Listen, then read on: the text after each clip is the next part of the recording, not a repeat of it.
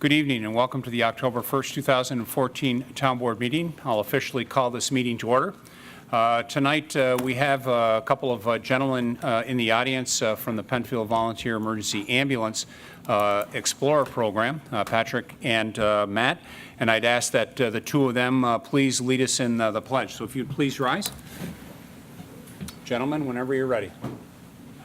Allegiance to the flag of the United States of America and to the republic for which it stands, one nation, under God, indivisible, with liberty and justice for all. Thank you very much. I would ask our clerk to please call the roll. Cole. Here. LaFountain. Here. Metzler. Here. Moore. Here. Quinn. Here.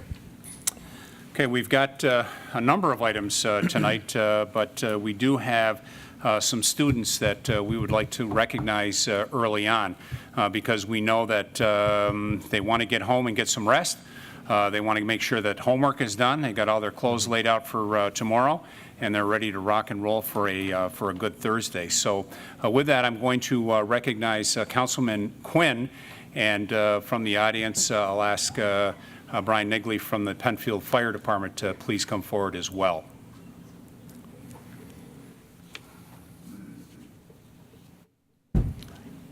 Oh, we've got the other members as well. We've got a good showing from Penfield Fire.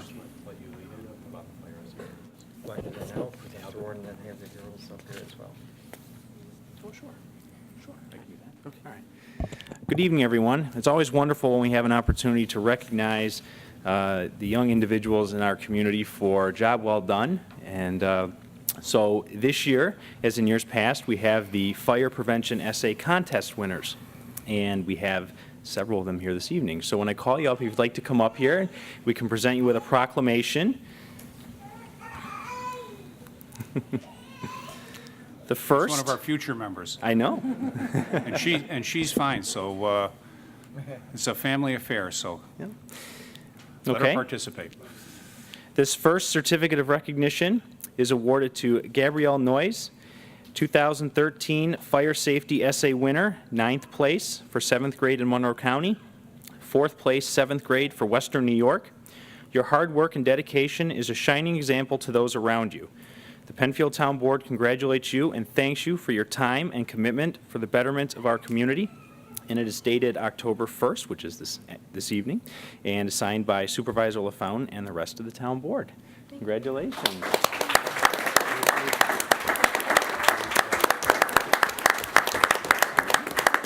Oh, you can stay with us. Yeah. We're going to run out of room here, so I'll come over to the side. There's a handheld, Rob, if that There works is. for you, run underneath. And if any parents would like to come up and take photographs, Yeah, please feel free please to feel just free to do step that. forward and take the photograph. Okay. Second, this certificate is awarded to Julia Bell, 2013 Fire Safety Essay winner, 5th place, 6th grade, Monroe County. Again, for your hard work and dedication is a shining example to those around you. The Penfield Town Board congratulates you and thanks you for your time and commitment for the betterment of our community. And it is dated October 1st and signed by Supervisor LaFountain and the Town Board.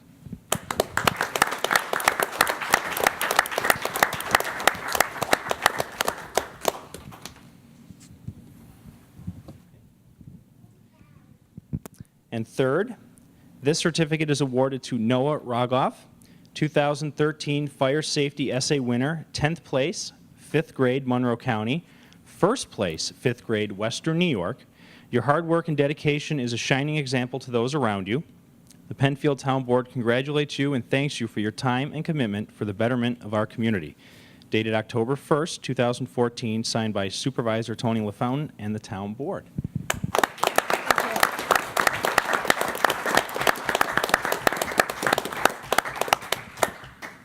And now just for some more information on the actual contest itself, I'm going to let Brian discuss that. Good evening. My name is Brian Nigley. I am the fire safety educator for Penfield Fire Company. I want to explain a little bit about these essays. In October, we go to the schools every year. We kick off the Fire Prevention Week with school visits, and then we also hand out contest rules for the Monroe County essays. And this is county-wide that these students take part in it, from grades 5 through grades 8. So the county generates anywhere from 800 to 1,200 essays that are judged. And every year we always have a few students here in Penfield that receive these awards. I think it's a great honor because out of 1,200 essays that we had 6 people that received the awards for 2013. 5 out of the 6 people also were judged in Western New York, which includes 11 counties. And Monroe County took 20 awards from Western New York, and Monroe County took 9, and Penfield took 4 out of the 9 from Western New York awards. So that was a great honor for the Penfield students. A little token for their appreciation in doing the awards, the fire company will take them to school to kick off the Fire Prevention Week, which starts this weekend. We take them to school via a fire truck. So that's a little token for their hard work that they've done. A lot of people ask us what's our hardest job when we go to the schools. They ask firefighter Ron and myself what's our hardest jobs. We tell them it's not fighting fires, it's judging the and reading of the essays. We tell everybody that they're all winners. The knowledge and research that they do to do these essays will stick with them for the rest of their lives. So someday it might come in hand that they need to know the knowledge. So they're all winners in our eyes. They all do great work. I'd like to thank the town board members for their continued support with the fire prevention program and recognizing the students that win the awards. Thank the chief and the fire commission and the fire district for their support with the program as well. And letting the Penfield School, thank you for letting us come in and spend some time with the children and teaching them about fire safety. Anything else? One thing also I'd like to say is November 2nd brings daylight savings time to an end. We'd like to remind people to change the batteries in their smoke detectors and gas detectors at that time when we turn the clocks back an hour. Thank you. Brian, if I could ask, would it be possible for these 3 students and as well as the other 2, if we could get a copy of their essay and put it on the website so that the residents of Penfield could see that, because I'm sure that our residents could learn from them, setting that example for us.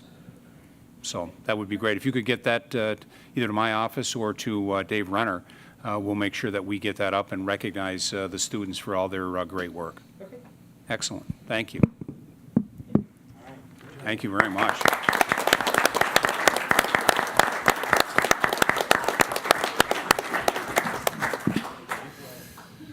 So this certainly is an example of our future, these young people, the time that they took to participate in the essay contest, and their thoughts and their words, and we appreciate that, and we thank the 3 of you for being here, and we thank the others that were so successful as well for Penfield having a very good showing. So congratulations and thank you. And I know that these meetings are very stimulating, and folks just break the door to get down, to watch these meetings. However, I also recognize that tomorrow's a school day, and so if you need to get out and get home, we recognize that as well. So thank you very much, and again, congratulations.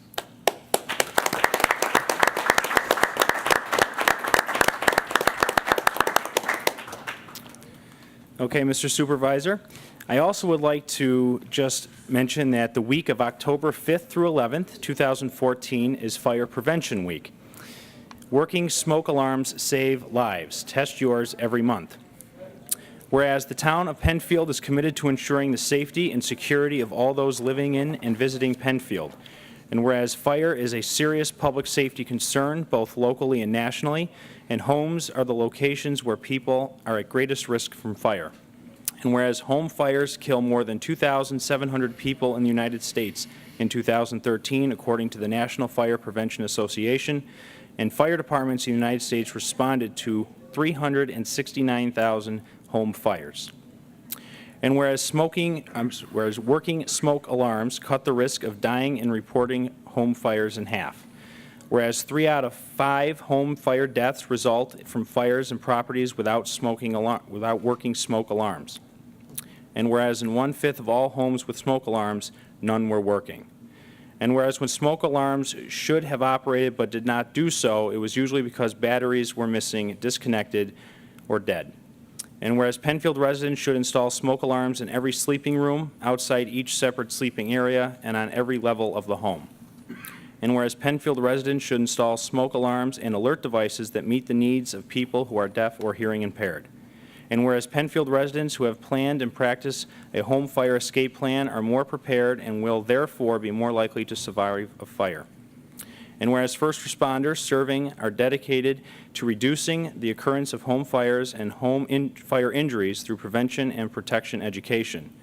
And whereas Penfield residents are responsive to public education measures and are able to take personal steps to increase their safety from fire, especially in their homes. And whereas the 2014 Fire Prevention Week theme, Working Smoke Alarms Save Lives, Test Yours Every Month, effectively serves to remind us that we need working smoke alarms to give us the time to get out of our homes safely. Therefore, Supervisor Tony LaFountain and the Penfield Town Board do hereby proclaim the week of October 5th through 11th, 2014 as Fire Prevention Week throughout this town. And we urge all people of Penfield to test their smoke alarms at least every month by pushing the test button, and to support the many public safety activities and efforts of fire and emergency services serving Penfield during Fire Prevention Week 2014. And again, this is signed October 1st, 2014 by Supervisor LaFountain, and I'd like to present it to, actually I'd like to present the official one to the Penfield Fire Department. Thank you, sir. Congratulations. Thank you.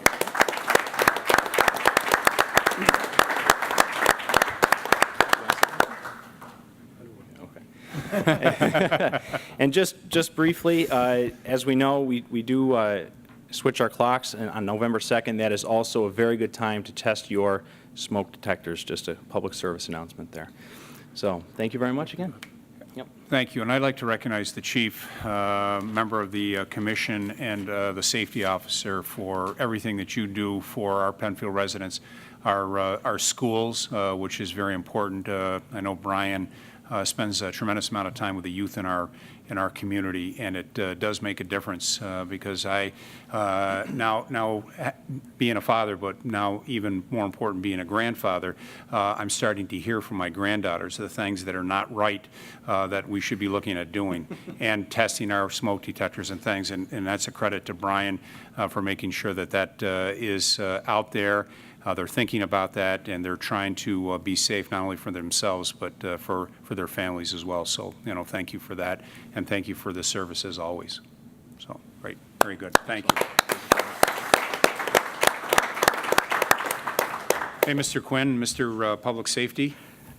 Thank you, Mr. Supervisor. It's a great honor here to introduce someone that I've worked with over at Penfield Ambulance for a number of years. He's a great individual. He's sort of breathed new life into the Explorers program, which he is going to explain here in a moment. Bowden has put in more than 2,500 hours at Penfield Ambulance alone, and that is just one of 4 emergency services responsibilities he has, including fire. He's truly a dedicated individual to our community as well as neighboring communities, also in Wayne County. So I want to introduce Bowden, bring him up, as well as some members of the Explorer program. My pleasure. Good to have you. Thank you. Thank you. Members of the board, ladies and gentlemen, Penfield Ambulance is currently launching their recruiting program for the Explorers. We currently have 16 young men and women, high school age, in our corps. This program allows these young men and women to explore emergency medical services as a career. It gives them a chance to learn and work in their community. They learn valuable skills in the field of emergency medical services. Responsibility, teamwork, time management. They're doing a great job. As I stated earlier, we are doing a recruitment campaign. Our doors are open through the generosity of Penfield Ambulance. Our doors are open to any high school age young men and women. I'm recruiting at schools, BOCES, fire departments, other ambulance corps. I'm looking to get more young men and women into this corps. We have 16 currently on the list. There are 12 riding. In order to ride, they need to have a certain number of skills. They need CPR, bloodborne hazmat, HIPAA training. There's a number of things they need to do before they ride. And these young men and women are working very hard at it. I do have a recruitment poster I'd like to put up here in the town hall. Absolutely. If I can do that on the bulletin You can leave that board. with our clerk. Okay. And she'll make sure that that gets posted. I will do that.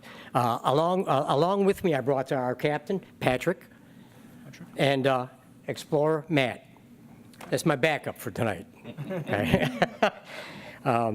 We do educational classes, field trips. Again, we do ride-alongs with ALS, BLS crews. Field trips, again, we do a number of things. Drills. If you look in the Penfield Post, we have pictures of some of our drills that we hold, and these guys love doing it. They love doing it. It gives them a chance to serve the community, do what they want to do, and keeps them off the streets. And it's a great opportunity, and I highly recommend this to anyone who has children of this age. I shouldn't say children, young men and women. Young men and women. And Rob, you've probably taken half the calls already that we've taken. Rob is a very active member in our corps. I've worked very closely with Rob. Currently, we're on call number 2,238 for the year.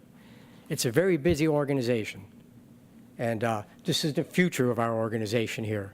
So I would like to thank everyone for having me here. Thank Mr. Quinn, Mr. Supervisor, and I'm going to be talking to the clerk and putting one of these up. Great, excellent. It'll be perfect. Thank you. We appreciate it.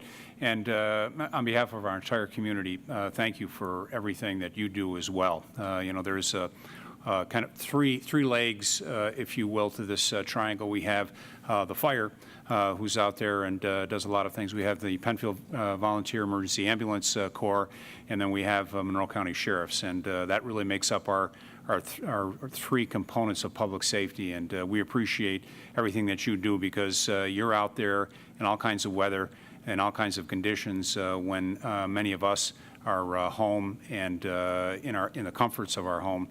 So thank you very much for all you do and all you'll do for us in the future. Thank you very much. Thank you, Mr. Supervisor. As I was saying, these guys are the future of our corps. They are. So, They are. thank Great. you. Thank you. Appreciate it. And thanks. Got some members in the back audience as well. Okay, we'll move on to our next featured item, and I would like to introduce our town comptroller, our finance officer, Bob Beeden. Tonight is the formal public hearing for the 2015 budget. We do have a PowerPoint presentation. Before we get started, just a couple of housekeeping items. The 2015 budget is on the website, the tentative budget, as well as now the preliminary budget and the final budget ultimately when that is adopted by the town board. I would like to recognize our department heads and the members of the staff that really put a lot of work into this. And so I want to just recognize a couple of them here this evening. We've got Ronnie Williams, who's our Director of Public Works. One of our foremen, Bob Moore, is here with him from Public Works. We have Rose Iascone, who is our HR Manager. We have Tom Tett, Building Zoning, Fire Marshal. We have Mark Valentine, who heads up our planning operation, Jeff Benway, our town engineer, and of course we have Mr. Costello over on this far side, and we have our clerk, Amy Steckloff. And certainly, we would not be completing this community without our library. And we have our librarian, Bernadette Bunny Brinkman, is here as well. And as we get into the budget, you'll see the budget is made up of three components. There is the general fund, the highway fund, and then the library fund. Those are our three components of what makes up our overall budget, all of them very important and very key to the town. So thank you to the department heads and the members that put it together. Bob, thank you for coordinating, and without further ado, if you would give us a rundown on the 2015 preliminary budget. And Thank you, Bob, Tony. Bob, before you Oh, start, thank you very much, yes. I must read the We legal do, we do. notice. That's, I must. I have a lot of people that keep an eye on me, so if you would read the legal, One moment. 2015 preliminary budget for general, highway, library, and special districts. That's our public hearing for tonight. The legal notice was published in the Penfield Post on September 18th, 2014, posted on the town's website and the town clerk bulletin board. No postcards were mailed due to this being a town-wide action. Right. Thank you, Amy. And Mr. Horowitz, is this properly before the board? Yes, it is. All right. Now, without further ado, Mr. Beeden, Thank you, Tony. we'll push the button and you can start. What we'll talk about this evening is our 2015 preliminary budget for the general fund, highway, and library funds. Then we'll talk about our 2015 special district preliminary budgets. When we take a look at the assessed valuation for 2015, the assessment growth was 3.2%. With that and the reduction of our expenses and also additional revenues that we had during the year, would allow us to be able to maintain the same tax rate that we've had for the last 6 years at $2.64. However, when we take a look at a 3-year budget process, we can only estimate the best to our ability, and this is just an estimate at this point. There's not a lot of detail except for what we know at this point. We anticipated an assessment growth of about 1%, and in 2017, an assessment growth of 1% due to new construction. But we won't know exactly what that'll be until we meet with the board a year from now when we do the 2016 budget. As you can see, this tax rate chart shows our tax rate at $2.64 in 2015. And it's been that way for the last 6 years. But when we take a look at 2008, that rate was $2.94. And in 2009, it was $2.94. So the town has been able to reduce that and still maintain the same services over the years. I'd like to compare this with all the other tax jurisdictions in Penfield.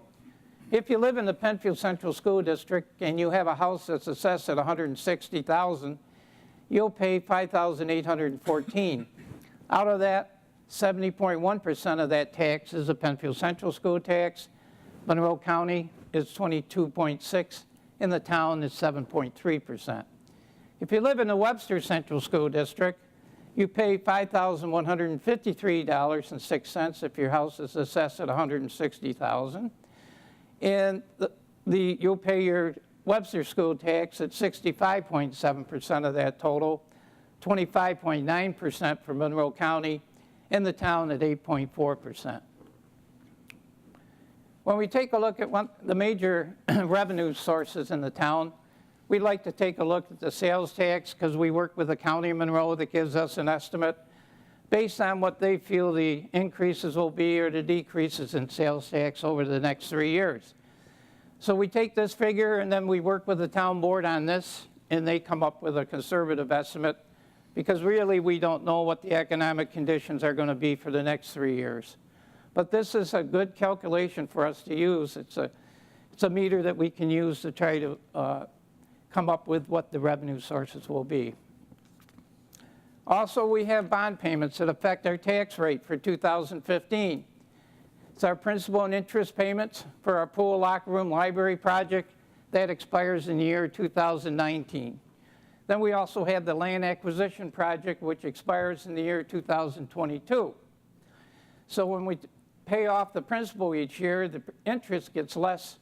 So as you can see, in 2015, it's reduced from 2014 of about $32,000 and gets reduced further in 2016 and 2017 And finally, by the end of 2022, there will be no bond payments. As we get into talking about our 2015 preliminary budget for the general highway and library funds, our total appropriations are $278,977 below the total appropriations in 2014. Our personnel salaries are down $137,555. That's due to the fact that employees that are retiring, we are not filling those positions, and those positions we're filling at less pay. Contractual costs is down. Department heads have reduced costs. However, they still are able to maintain the same services, about $283,540 from 2014's budget. Employee benefits are down $106,513. As employees retire, that's less benefits that the town has to pay. Our capital outlay parks and projects are down $150,000. And of course, I talked about our debt service in one of the slides, and that's a reduction of $32,000. We do have some major increased costs, though, and that's basically vehicle replacement costs for the highway department. As you can see here, it's up $306,924 from the 2014 budget. And we also have some capital outlay projects for road repair work for 2015. That's up $122,600. Insurance, general liability insurance will go up about 8% for 2015. Our contingency account is up about $24,000. You take a look at our revenue for our 2015 preliminary budget. Our real property tax increase assessment growth is 3.18%, netted us $242,900 due to new construction in Penfield. Our sales tax, based on the figures that we got from Monroe County, we decided to use $2,800,000 for our sales tax projections for 2015. That's up $100,000. Our state aid is up about $21,776, and that's due to the increase in aid that we got for the Consolidated Highway Improvement Program. Interfund revenues are up slightly. Again, you'll notice appropriate equipment reserves. That's up $156,000, and that's the fund that we're using from the Highway Reserve Fund for them to be able to purchase the needed vehicle equipment needs for 2015. So the balance of the budget for 2015, we have appropriated from fund balance $209,581, which is a reduction of about $245,000 from the 2014 budget. Taking a look at our pie schedule, personnel salaries plus benefits, where these are the appropriations areas, is down from 66% in 2014. Equipment and capital projects, mainly for the highway equipment needs, are up from 4% in 2014 to 7% in 2015. Contractual costs is down from 24% in 2014 to 23% in 2015. Town insurance remains pretty much the same as it was in 2014 at 1% of budget. And our debt service went down from 6% in 2014 to 5% in 2015. On the revenue end, where the budget comes from, real property tax represents 48%, and that's down from 52% in 2014. Our sales tax picked up from 16% in 2014 to 18% in 2015. Interfund revenues remained the same at 4%. Our state aid went down from 9% to 8%. Other government services remained the same at 7%. Local revenues represents 12% of our revenues. That's up from 8% in 2014. And our appropriated surplus and our appropriated reserves were the same that they were in 2014. We get into the estimated appropriation of revenues. Each year, the town board likes to have a 3-year budget. This allows us to take a look at whatever financial problems we may be facing for the next 3 years, and so we can address those figures in order for us to maintain the same services to offer to the residents of Penfield in order to maintain the same tax rate. As you can see, 2016, total appropriations up about $80,000 to $16,082,000. In 2017, it's up $60,000 to $16,144,000. Take a look at salaries, pretty much consistent with a consumer price index and a step increases. Employee benefits, with the mandates that we get from the state for the retirement program costs, the medical insurance costs, and the workers' comp costs, pretty much levels it at around $3,800,000 by the year 2017. Again, the fleet inventory for the highway department is going to need new equipment in the future, and they're represented in these figures. Contractual costs pretty much levels off at about $3,700,000 for 2 years, these 2 years. Again, our insurance pretty much, when we renew it, will probably be approximately $151,300 for each of these 2 years. Again, our debt service, as we pay off more of the principal, our interest is less, and so it'll be reduced. When we take a look at revenues, we show an increase in assessment growth of 1% each year, so that allows us to have additional revenues in those 2 accounts. Again, mortgage tax, we know we're getting new homes, new construction going on, so we estimate around $1,050,000 for 2016 and 17. State aid remains pretty consistent at $350,000. The local revenues are slightly higher than they were for 2015 due to new building permits. Again, sales tax, which represents 18% of our total revenues, we estimated the same figures for 2015, $2,800,000 and $2,800,000 for 2017. As a result, in order to balance our budget for 2016 and 2017, we'll appropriate from unfunded surplus $200,000 to balance the budgets.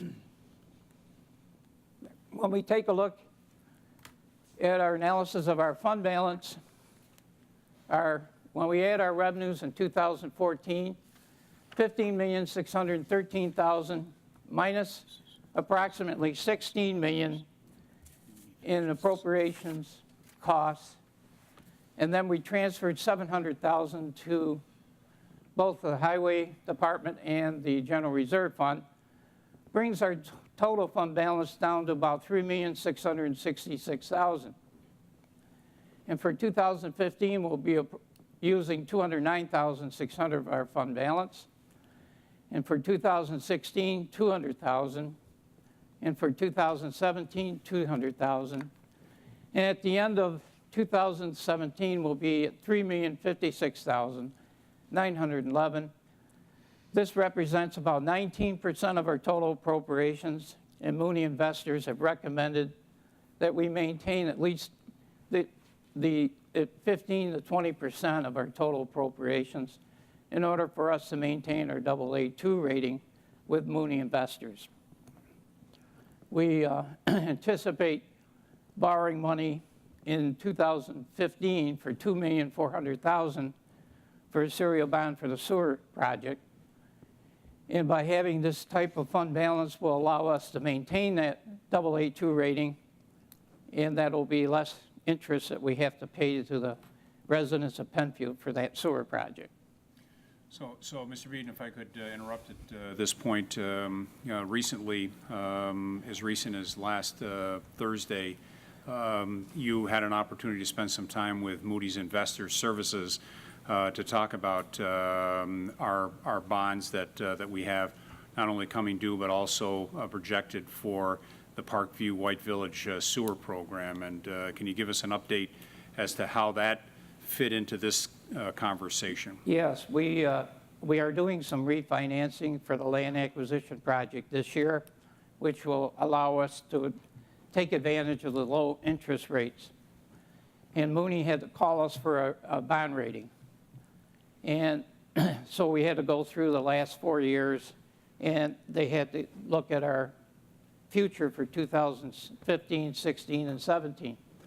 As a result, they came back and said that the town has a very positive financial rating, very positive outlook, very good financial management by the town of Penfield, and they were able to maintain our AA2 rating.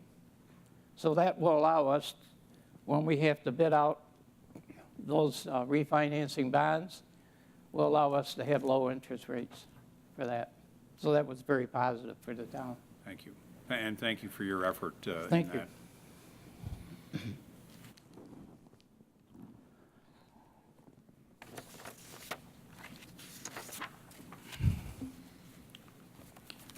We have two major reserve funds, the General Reserve Fund and the Highway Capital Reserve Funds.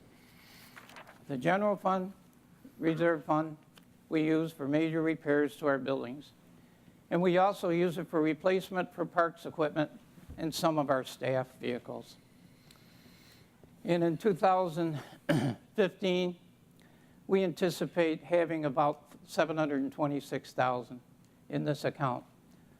Now, as we go through 2015, if the decisions are made to do vehicles for the Parks Department or add some of the town staff vehicles, then we will amend the budget and the monies will come from this account.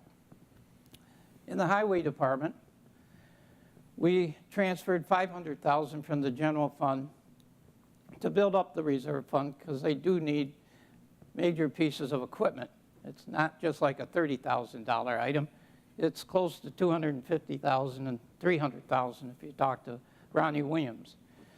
And in 2015, we put in approximately $500,000 for the needs for the Highway Department vehicle replacement schedule.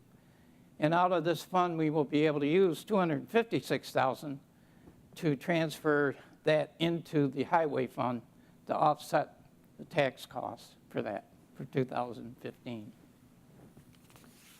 So the balance at the end of 2015 will be $412,000. And again, if there's some additional equipment needs that they need, they'll be able to take the monies out of here to fund that. Now we're talking now about our 2015 special district preliminary budgets. The 2015 drainage rate is $3.83 per unit, or $38.30 per homeowner. This is an increase of $1.20 from 2014. The 2015 budget includes payment for debt service for the Thomas Cove and Consolidated Water Districts. The 2015 budget will be less than a penny per thousand, or an average charge of 47 cents per average homeowner in the townwide Consolidated Water District. The Thomas Cove Water District will pay $1.53 per thousand, or $244.64 per homeowner. This is an increase from 2014 of $32.96. The 2015 budget for the townwide lighting district is 6 cents per thousand, or $9.44 per average homeowner, which is less than 2014 by $1.12. The 2015 tax levy for the intensified lighting district is $27.96. This is a decrease of $1.80 per homeowner from 2014. The 2015 unit charge for sewer operation and maintenance is anticipated at $41.44 per residential home, which is an increase of $1.65 from the 2014 tax levy. The 2015 unit charge for sewer debt service is $66.27. This is a decrease of $1.88 from the 2014 tax levy. The 2015 budget for the ambulance district number 1, which is a Penfield volunteer ambulance, is 2 cents per thousand. The average home will pay $3.63. The 2015 budget for District Number 2, which is the northeast quadrant, is a penny per thousand. The average home will pay $2.08 during 2015. This is an 86-cent decrease from 2014. 2 weeks ago, the supervisor presented the 2015 tentative budget. From September 4th through October 10th, there's still a public comment period going on. Tonight, we presented to you the public hearing on the 2015 preliminary budget. 2 weeks from now, the town board anticipates approving the final 2015 budget, as they've had for as long as I've been here. They've always approved the budget before the election process. Thank you. Okay, thank you, Mr. Beeden. So keep your clicker in hand and get a little drink of water, and then I would open it up to questions for the town board. Then we'll open it up to questions from the audience. So, board, any specific questions for Mr. Beeden? Bob, you did such a great job. It looks like you've stunned everyone. You got anything? Okay, go ahead. Bob, just real quickly, just a couple quick questions if I can. You talked a little bit earlier about state aid decrease. Was there a particular reason why the town or towns is getting less state aid than what we've received in the past? Well, we actually got more state aid this year from the Consolidated Highway Improvement Program. That was an additional $21,000. When we look into the future, we know that this is only like a one-time thing. We're not sure that it's going to happen again. So we take a conservative approach when we put in those figures because they're really not firm until we actually get the notice from the state. So the increase was in the Consolidated Highway Program? Yes. That's the CHIPS program for the Right. state of New York? Right. So that goes to our highway department For the road improvements repair to work. roads. Okay. So the other state aid that we get either remained, the other components of that state aid either remained flat or were decreased in some areas. Yes. Yeah. So we had a one-time hit for roads and bridges under the consolidated. And we hope to get that again next year. Earlier, one of the fascinating parts of the budget process for me is the breakdown of the actual property tax for Penfield residents.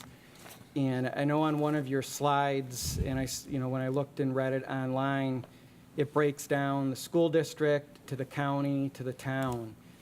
And I think it's just important to point out that, when you look at that, whether it's residents that live in the Webster School District, or what I kind of consider the northern portion of Penfield, or the Penfield School District, this body, this town board, only controls a small percentage of your total property taxes. When you look at the town of Penfield, 92.7% of your total property taxes this town board does not control.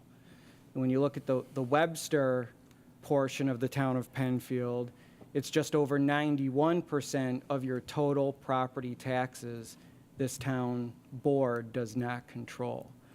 So other entities, that's the school boards, the Penfield School Board or the Webster School Board controls the lion's share of your total property tax bill, and then Monroe County controls the remainder of your tax bill. And so I've always found that interesting since I've been on this town board and talking to residents, because there is, to be honest, there is some confusion over your total property tax bill and where it goes and what you're paying for.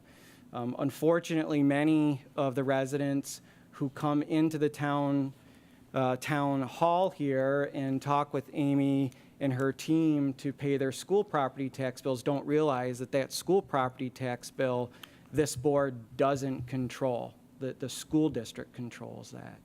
So I think it's just important that we clarify that. I know, when I've spoken to residents, I know the supervisor has spoken to a lot of residents, and I'm sure everybody on this town board has, that we just kind of point that out and make sure everybody understands apples to apples and oranges to oranges.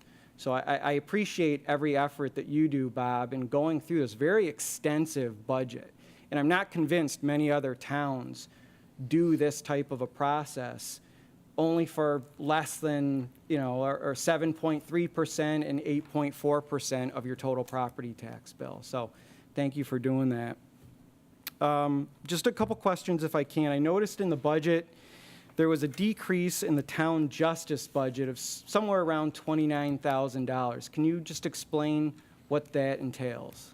Yes, that is, we had 2 employees that retired, and we filled those 2 positions at the minimum salary range.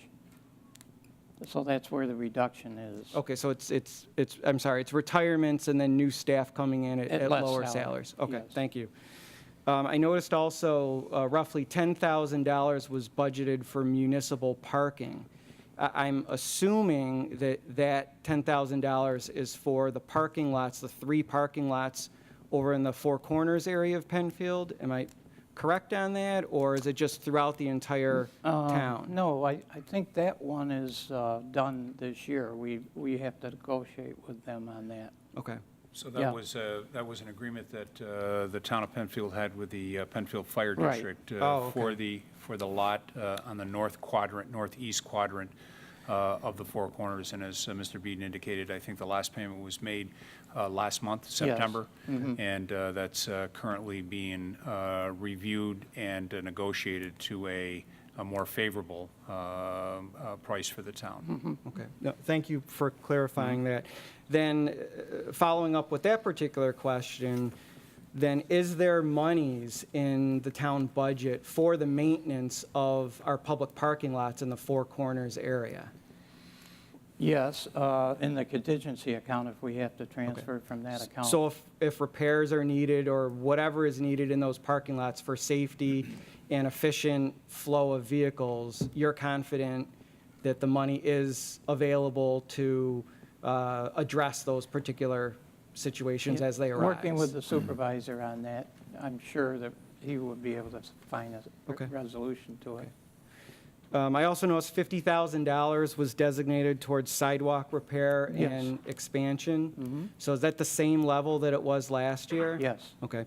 I know our town engineer, Jeff Benway, spends a lot of time working on that, also with Mark Valentine, making sure that we keep our sidewalks as safe as possible, crack repairs, damage for whatever reason, and also sidewalk expansion. So I think that's important that we continue to fund those type of projects.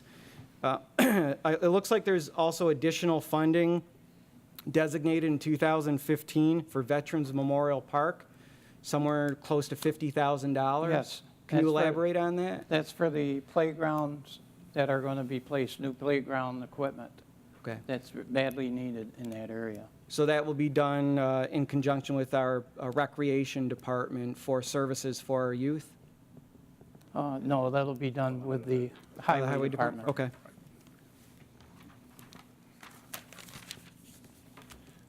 Done by the highway, DPW, and supporting the recreation programs, I guess is Yeah. probably the best way to put that. Yeah. And then a large amount of the funding in our budget, I mean, all the different departments have significant dollars involved, but I really want to make sure that our youth programs and recreation programs are properly funded. I know Mr. Bilo is not here right now, but I know when I spoke to him earlier, he was planning on attending, and I just wanted to make sure that in your opinion, your conversations with the supervisor and Mr. Bilo, that those programs are sufficiently funded moving Yes. into 2015. Yes, they are. Okay, well, I'm glad you said that, because I got the same response from Mr. Bilo when I did talk to him about that. And I just would like to point out, if I can, that so far in 2014, it's looking like our recreation department will have offered over 1,000 programs to Penfield residents. Programs to Penfield residents for our seniors, for our youth, and for our adults. When we look at those, I believe there's somewhere in the range of 9,000 total persons enrolled in those programs. So I think and that doesn't include the fall, I believe, if I remember the conversation with Mr. Bilo correctly. So that number probably will be closer to 10,000 people enrolled in those programs. Just kind of a quirky statistic here, over 900 baseball games were played at the Little League Park in 2014. 900, that's a lot of baseball games. And it really highlights the wonderful partnership that we have with Penfield Little League. The town of Penfield Little League partners on those fields for maintenance and handling all the needed facility upgrades that go on there. So we've got a wonderful partnership with the Little League organization. They're a great group of volunteers, and I know that partnership will continue on in the future. 250 soccer games were played on Penfield fields that are maintained by our Penfield employees, and so I think that that's something that we should all be proud of. PCTV, it's very important to this town board that we fund Penfield Community Television and keep us going on promoting what's going on in town, allowing residents access to information, whether it's online documents or what the planning board's doing or what the zoning board's doing or particular projects. The supervisor puts out announcements of things going out in the town, also allows us to let residents know if there's any emergencies going on throughout the town. It's a great form of communication. And so I just want to check with you to make sure that we do have proper funding, in your opinion, to maintain that level of service through Penfield Community Television to the town residents. Yes, we do. Okay. And I know, I would just like to add that, certainly that's an area that is heavy with equipment, and the ongoing effort that, and I'll thank Dave Renner and his staff, for us looking for alternate and creative ways to make sure that we still keep the screens lit, but also recognizing that that's a balance for us to make sure that we stay somewhat ahead of that curve. So we continue to work on that. That's an area that we'll be spending more time on in 2015 with the board, just making sure that we get that right balance overall. thank you. I also noticed in reading the budget, one of the more popular events here in Penfield's 4th of July celebration. It looks like we've got the 2015 celebration fully funded. I noticed $12,000 for fireworks. Is that Yes. is that the same amount that we had last year, or is that more or less? About the same, Okay. yeah. I think we're up just 10,000 from 10 to 12. I think we're 10 to 12. Yeah. Yeah. In the amphitheater series, the concert series that we have in the we summer, we have continue. 3 different concerts throughout the week for, I think, about a 4 to 5 week block of time in the middle of summer. And so moving into 2015, I hope that that's fully funded to the extent that we can maintain those type of concerts like we have in the past. Yes. Would that be a correct Yes, statement? that's correct. Our librarian, Bunny Brinkman, is here today, and thank you for coming. I appreciate you taking your time tonight. I know that she puts together her town budget, and I would like to thank you, Bunny, for your team's efforts in working with the town to put together a good budget to keep the library up and running for all of our residents to use, and even residents that I know that aren't Penfield residents come and use it. Just want to make sure that we have proper funding in place for the library, its staff, and its programs moving into 2015. Yes, there is. Thank you. A project that we've spoken about for a couple years now, and I know there's been some questions with, or some hiccups with funding of the project, but it looks like moving into 2015, Mott's Lane will be completed. Is that, Mr. Supervisor, is that correct? Are we moving in that direction? There's 3 individuals in the audience that represent engineering and public works that assure me that by November 1, we will have that completed and paid for within this current construction season. Okay. So I'll save them to speak, and we'll make sure that continues to stay fast on the agenda. Great. Well, we certainly appreciate that from the town board perspective. I know that the Mott's Lane is very important to the businesses over there in the Four Corners area. It's also a safety function of the Four Corners that I think will be not only well received by residents and patrons of businesses, certainly the patron owners of those businesses, but also from our public safety providers. As we know, Four Corners can be a difficult intersection at times, and the Mott's Lane certainly will help in that corridor. And so, to the supervisor and the Penfield staff, this town board member, and I'm not going to speak for the rest of them, but I'm sure they will join me in thanking everybody for making sure that that project gets done. I was not expecting it to be done this quickly. I thought it was going to be done in 2015, so I'm glad to hear that it's a priority with our staff. And I know that the businesses in that corner and our commitment to economic development, economic vitality will certainly benefit once that road is operational. I think Mr. Costello and I would say that we thought it might be done in 2013. So with a little assistance from the Penfield Business Association helping us secure some property and getting restarted with some funding that we had from the federal government, I think we're at least back on track. Right. And this question is probably directed towards the supervisor, but I know in the past you've briefed this board at town board meetings about the healthcare consortium that you're involved in with other towns and municipalities. Can you just elaborate a little bit more on where we stand with that and some of the benefits of the town participating in that consortium? Okay. We started the consortium with approximately 9 entities, towns, villages, and the Rochester Housing Authority. As of right now, we're at 15. We will have our 16th coming in on the 1st of 2015. That has given us the opportunity, certainly as a community or as a consortium, to help leverage between MVP and Excellus to ensure that we get the best pricing. We currently are with MVP. We will be with MVP through 2015.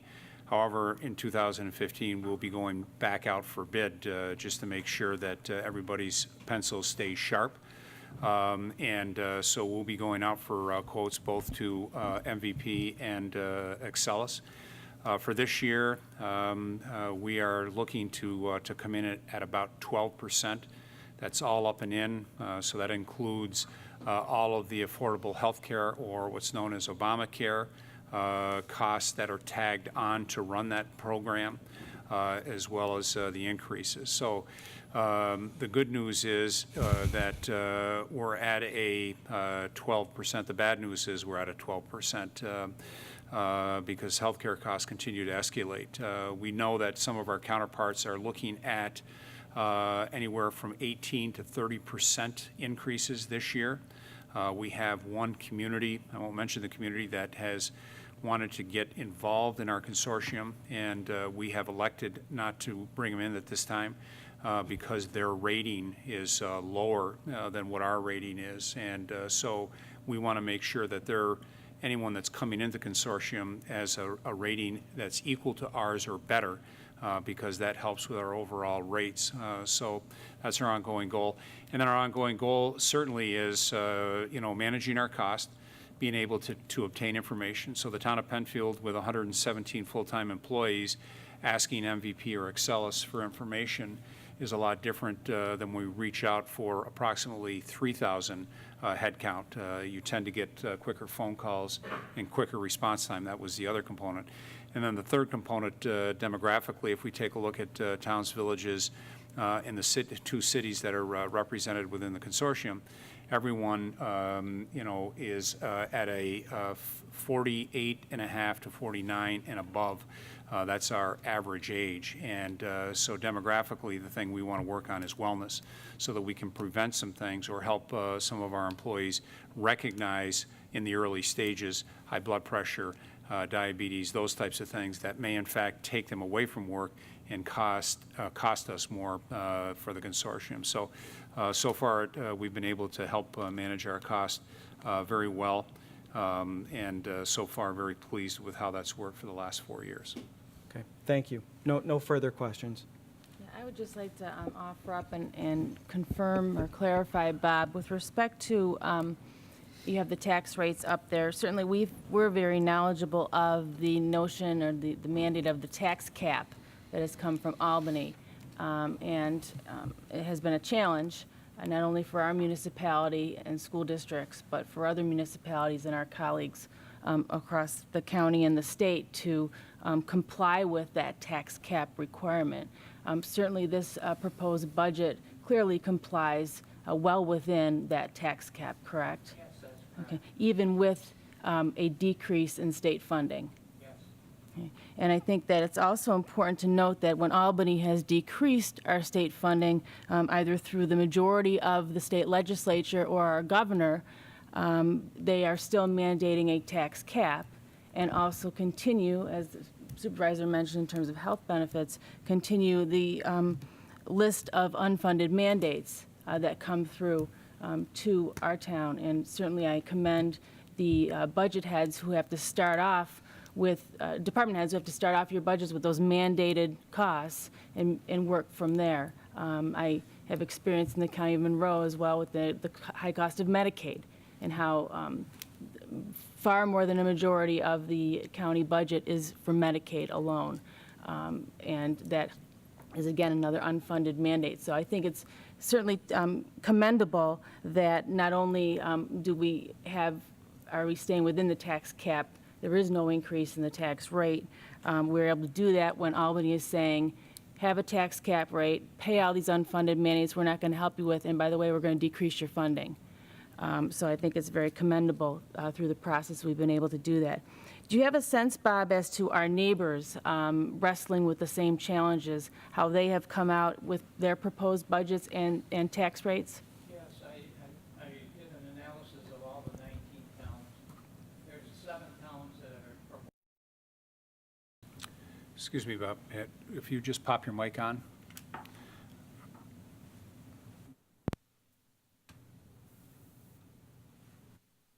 Yes, I can. Can you hear me now? Yes. All right.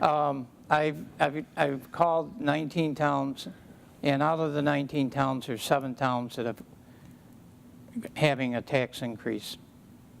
That they're Trying to be below the tax cap, but there's some that aren't. So they have to go through a resolution to have, the law change for them for that year. Which also has a ripple effect, because there are some rebates or some refunds that are due that start this fall, and so as towns do not meet the tax cap, that has impact on either the checks or the credits in future years. And, I know that many communities and residents in communities are interested in maintaining a level under the tax cap in order to get those tax credits or the tax refund. Mm-hmm. Okay. Other questions or comments? Okay.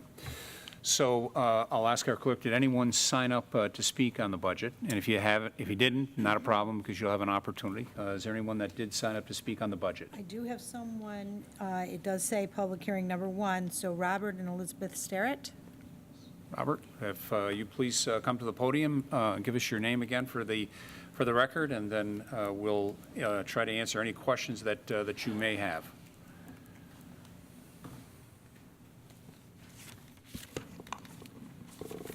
Good evening. I'm Robert Sterrett, 480 Mance Lane. My wife Elizabeth. And we're here to talk about a drainage water problem on Mance Lane. Mance Lane was built. And you'll have this tied into the budget? Will you have this component tied into the budget? Because there is an opportunity for public participation. So this is a hearing regarding the budget. So if you have questions, thoughts, ideas regarding the budget, and if not, then I might ask to hold that for our public participation section. Okay, but if you believe this is part of the budget, we're certainly willing to to listen to that component. Or if you have a I guess question it as to whether depends. something is part of the budget. If you have a question as to whether something is part of a budget. Well, we certainly have a concern that will impact the budget eventually, I'm sure. Whether you want us to talk now or later. It sounds like this is more of a question. So if I recall correctly, we exchanged an email note. You had a question regarding some drainage on Mance Lane. Yes. Would like the town to have some assistance in that. I know that Jeff Benway and some members of DPW have been out to at least do some initial review of that. So I think it's more of a drainage-related issue in the neighborhood versus, specifically the hearing on the budget. So Okay. I might ask that we get to that at public participation. So Good. if wait, thank it's you. going to be a little bit, but I think that's the more appropriate place for that. All right. Okay. Thanks. So please get comfortable, and we'll continue to move the agenda on. So is there anyone else that signed up to specifically address questions on the budget? I think the others are for regular public participation. Great, thank you very much. Then I would open it up to the audience. Is there anyone in the audience that would like to address the board on the budget? Mr. Murphy. And it's an opportunity to certainly ask questions, clarifications on the current budget that's being proposed and what we're hearing this evening. Good evening, Town Board, Mr. Supervisor, Mr. Beaton, department heads. I'm Tim Murphy. I live at 48 Corral Drive. And first, just wanted to acknowledge, being in corporate America and going through this exact same process right now. I know it's thankless, but thank you, because it is difficult. There's lots of meetings, lots of decisions, lots of spreadsheets that have to go back and forth to get to those meaningful numbers. So very much appreciated. But Mr. Supervisor, I've got a specific question. I submitted a list of questions last week, and I see Mr. Beaton pretty regularly, and I've been warning him that they were coming, and then I started asking him, when am I going to get answers? And he said, well, wait till tonight. So, Mr. Supervisor, again, I think these are questions that have some detail to them. What's the proper approach to answer them? There's a few of them I feel strongly like to call out, but how would you like to? If you want to go through those, I mean, that's the purpose of the public hearing. Certainly we've offered, and I've offered a number of times that either Mr. Beaton, myself, or both of us to sit with any resident of the town to go through. Because some residents have some very specific to their interest. But if you've got some items that you believe that are items that you want to get out on the table this evening, we're here as part of the public hearing process. Well, how about if I do a subset? I've circled a couple of them, Mr. Supervisor. Okay.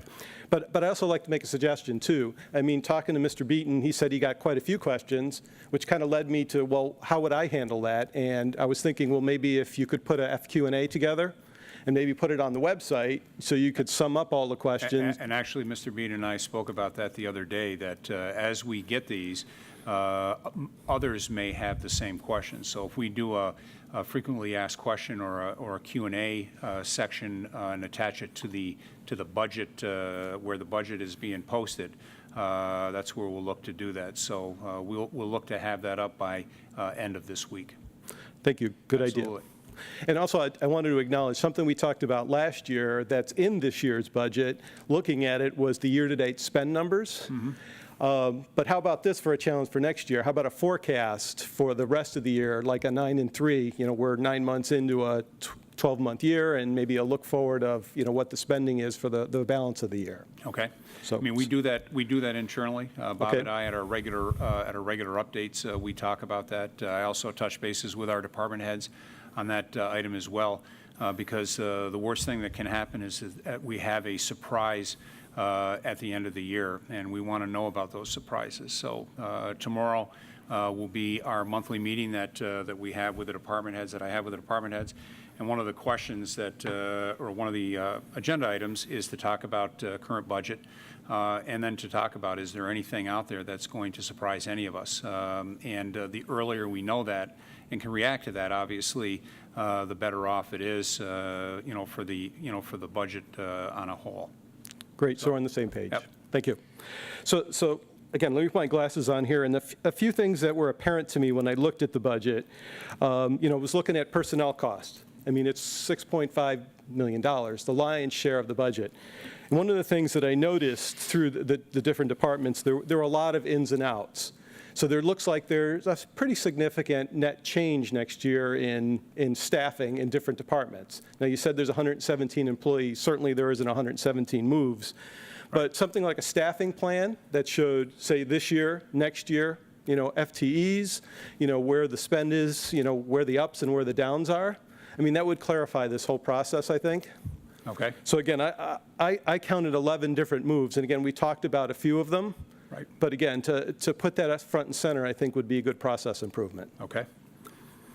Another thing was the pay increases. I mean, that's a very sensitive topic, and, I did a little bit of research, and, I kind of looked at the different line items, the different job positions, and I'm assuming there's a benchmark, and I'm assuming it's something like the Consumer Price Index, and, whether it be regional or national, hopefully it's one of the current numbers, but maybe if you could enlighten me a little bit, where does that come from, and how can you explain? There's 1.5%, it seems, for a number of employees, 0 for many, and there's a 5 or 6% increase for others. Sure, absolutely.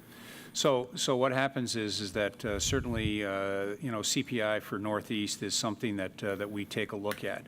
However, when I came into office, one of the things that I said is that we may not always, and from time to time, we may have to veer off from that just based on economic times and economic conditions. And as you mentioned, if you take a look across the board, you will see some folks that receive no increase. So all the elected officials and all of the appointed officials for the last 5 years have not received any increases. We also we had a year where department heads did not receive increases. We had 1 year where no one received an increase, and we had a year where the department heads did not receive. Last year, it was 1.5% across the board, with the exception of elected officials and appointed officials. Now, what you also have to take into account is that there is steps within our process, and if you're eligible for a step increase, then you will get something more than your 1.5. So 1.5 was given to all of our employees for 2014, and then those employees, typically employees that are new to a job, new to the town, new to a job, they got promoted, fall into a category of step increases. So if they meet on their performance appraisal the requirements to advance a step, then in fact they will see an increase. And so that's where you may see in some cases where someone got a 1.5, which was the uplift of our wage scales, and then another couple percent or 2.5% could be associated with a step increase for the job that they're doing, and an increase that they went from satisfactory to above average. So, Mr. Supervisor, what I think I'm hearing, it's all good information. I would hope it would be good information. Government's adopting some pay-for-performance policies as well. So no longer is there an across-the-board increase. You have to earn your increases with consideration of where you are in your job and your midpoint and the payroll scale for that job. That is correct. Okay. That has been in place. That has been in place for many years. In fact, Penfield was one of the first communities to put that in place under the guidance of Rose Iasconi, who is our HR director. Certainly working with the town board at the time, and I was a member of the town board at the time. And we brought in a cross section of private and public entities that worked with us to put that in place. So our salary scales could be increased or uplifted a percentage, and then again, if in fact an employee meets all the requirements of their job and is able to move from satisfactory to above average, they get recognized for that, and that is part of that pay for performance. So final question, Mr. Supervisor. Sure. Is there community input at all to this? Is there benchmarking? How is that approach? Is there a payroll and compensation board who looks at this? Maybe it's outside the preview of you folks. So what happens is on an annual basis, all of the communities across Monroe County, we put together a benchmarking chart that we have and we utilize. And that's a component that goes into that. And then also working very closely with our HR director and the HR folks across the county is another component of that. It's been some number of years that we've overhauled because what we had in place was refreshed a number of years ago, but we have not gone back and done a wholesale overhaul of that since we put it in place. Okay. Okay, so again, to finish the topic, just my general observation and request is you consider a staffing plan that, again, looks at, what the net changes are year over year. I think that would, reflect well on, where we are and where we plan to go. Mm-hmm. So thank you. Yep. The next thing was, we've talked about the capital equipment purchases for next year, the highway department, the trucks and the like. And I mean, maybe my first question is there a documented a schedule for replacement? The Director of Public Works, at one time, we had multiple schedules. When parks, sewer, highway, facilities were all separate. When we pull those together, that falls under the umbrella of our Director of Public Works. So we do have a schedule so that we know the age of the equipment, and we also have a tentative plan for replacement. But as you know, from time to time, that will slip again based on available dollars and funding. Our snowplows, for instance, in a perfect world, every 12 to 15 years we'll look to change those out. We have a few pieces of equipment that have reached the 15-plus year, and we're looking to get those changed out. And so that's an ongoing discussion that we have. 2 years ago, we spent quite a bit of money on a large excavator that we brought in. We upgraded our draught and a couple of other smaller pieces of equipment. And then this past year, we replaced a road tractor that probably should have been replaced a number of years prior. But again, it's a balancing act that we have, and this board has been conscious of trying to balance our equipment needs to do the work, and also not having significant increases to our taxpayer. So as we take a look at 2015, one of the things that we're looking to do is to replace our two oldest pieces of equipment in the highway department that we use for plowing snow. We do have some other pieces of equipment that we're currently analyzing. The Director of Public Works and I had a conversation as recent as today about a piece of equipment, and are we at a point of fixing it or sending it down the road? So those conversations go on a regular basis, and we try to follow a schedule of replacement as best we can based on available funds. Okay, good answer, Mr. Supervisor. Just kind of related to that, going through the budget, I saw a pretty significant increase in parts for vehicles. Yes. 35%. So pretty good upcharge. And I know I'm not aging out, but a lot of us are, and I'm assuming the equipment is. So again, keeping a keen eye on that, I'm sure, is a priority. Yep, absolutely. And that's one reason why we're looking to change out a couple of those large vehicles. I mean, they're our workhorse. I mean, if you think about it, we've got 19 of them, if I'm not mistaken. We've got 17 for our plow routes. We've got 2 reserves or spares. The 2 reserves and spares are probably at their end of their useful life. But when we have a breakdown in the winter, folks are trying to get to school, trying to get to work. We want to make sure that we're able to put 17 trucks on the road. And we've got a couple that really we've pushed beyond their limit. Okay, thank you. And maybe this is a good segue, because one of the things that I was trying to get smarter about, and I didn't include in my questions, was everything about the fund balance. And Mr. Beaton answered some of the questions tonight, but some playback there. It's $3.6 million. you know, the term fund balance, I think, is unfamiliar to a lot of people. Basically, it's the difference between assets and liabilities. You know, it's how much uncommitted cash we have. And again, I heard the number tonight. I did the math, and it was 20%, but Mr. Beaton said it was 19%. And I know how that drives the cost of capital. But, I mean, in New York State, just doing a little bit of reading, it seems like 10 to 15% is more the norm. Any comments on that, where we are and why we take such a, you know, a positive position? A more conservative approach. You know, That's part of it is, you know, as we take a look at our current credit rating, that has an impact on that as we go out to, you know, potentially borrow funds for bonds, sewer projects, those types of things.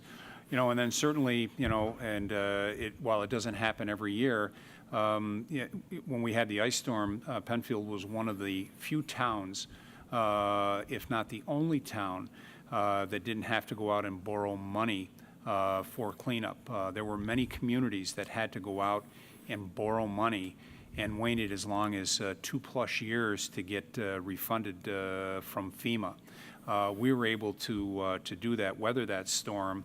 We did get our funding back from FEMA, but we didn't have to go out and borrow. And when you go out and borrow for emergency purposes, that's where you really get beat up with things. So fund balance is always a subject that this town board takes and watches very closely, because our goal is to make sure that we have sufficient funds on hand to deal with emergencies, that we don't have too much of the taxpayers' dollars, because God forbid, we don't want anybody to think that the government knows what to do with people's money better than they do.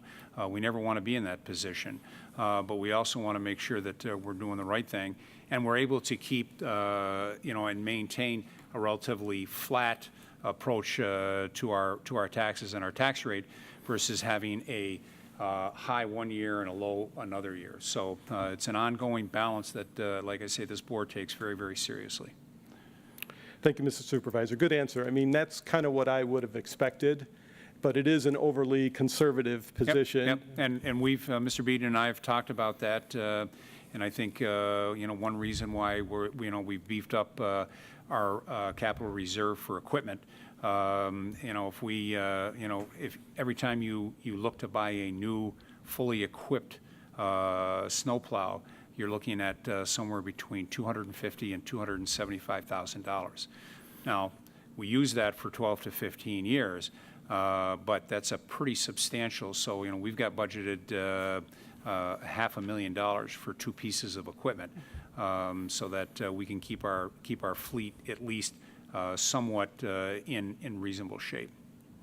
So if you had to project forward to the end of next year, Mr. Supervisor, as a percentage of the total budget, $15 million, what kind of percent would you be looking to strive to, back to the 20% for the fund balance? I think historically what this town board has looked at, I think when I was on the town board, I think one of our lows was about 11%.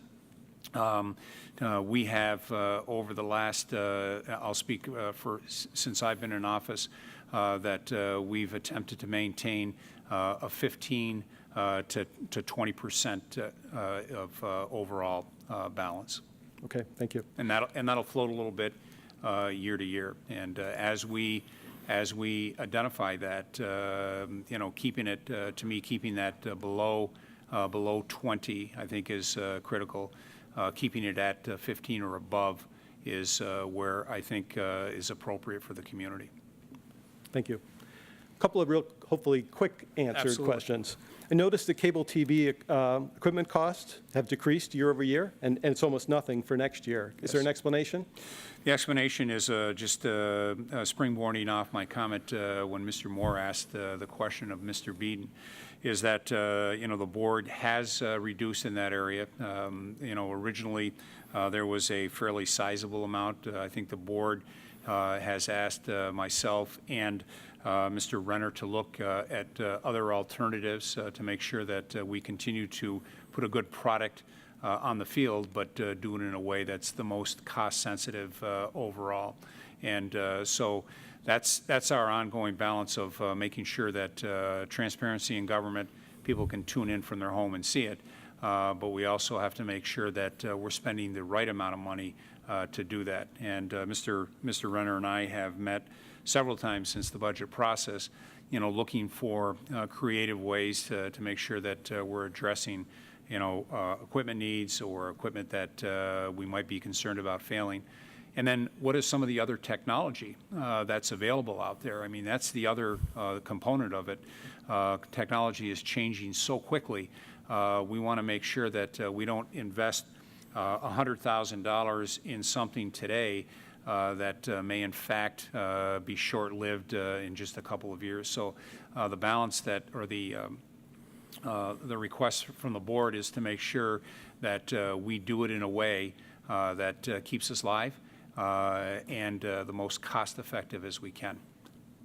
I won't tell you that's going to be easy, and Dave and I have had a number of lengthy conversations, but I'm confident that we'll figure out what that right balance is.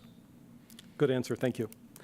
Mr. Supervisor, I noticed a couple line items, and I think this is good news, and maybe elaborate. Retirement and Social Security costs, the line items on there last year to this year went down. Not a lot, but could you add some color to that, please? Sure, absolutely.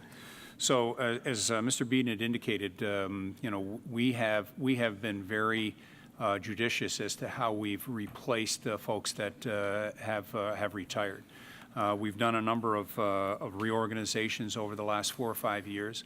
So as folks have retired, we have not done a one-for-one replacement.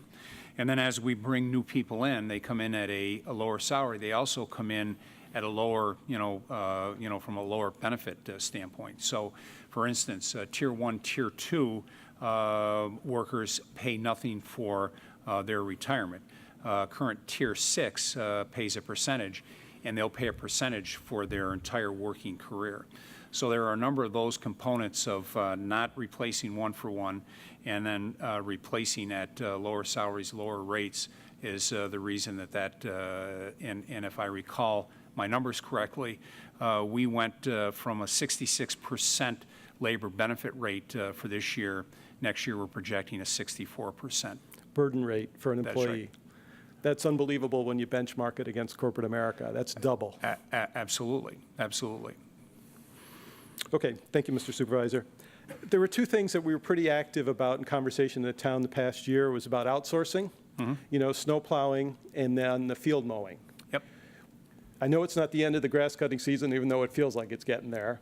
Will there be a report out on, how many times, how much? I know we heard some issues from some of our friends and neighbors about stuff that did or didn't get done. Right.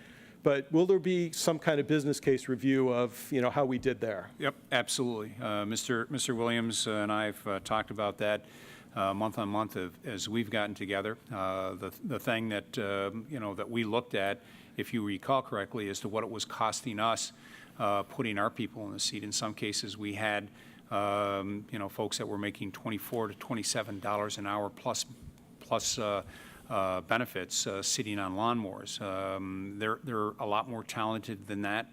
And so we were looking to actually outsource some of that. So we expect to have the final numbers. Mr. Williams and I have talked about getting all of those bills in, and then probably in the November timeframe, early December, we're able to show the board, this is what it cost us when we were doing it. This is what it's costing with a piece that we outsourced. We didn't outsource the entire piece. We kept the athletic fields under the realm of the town.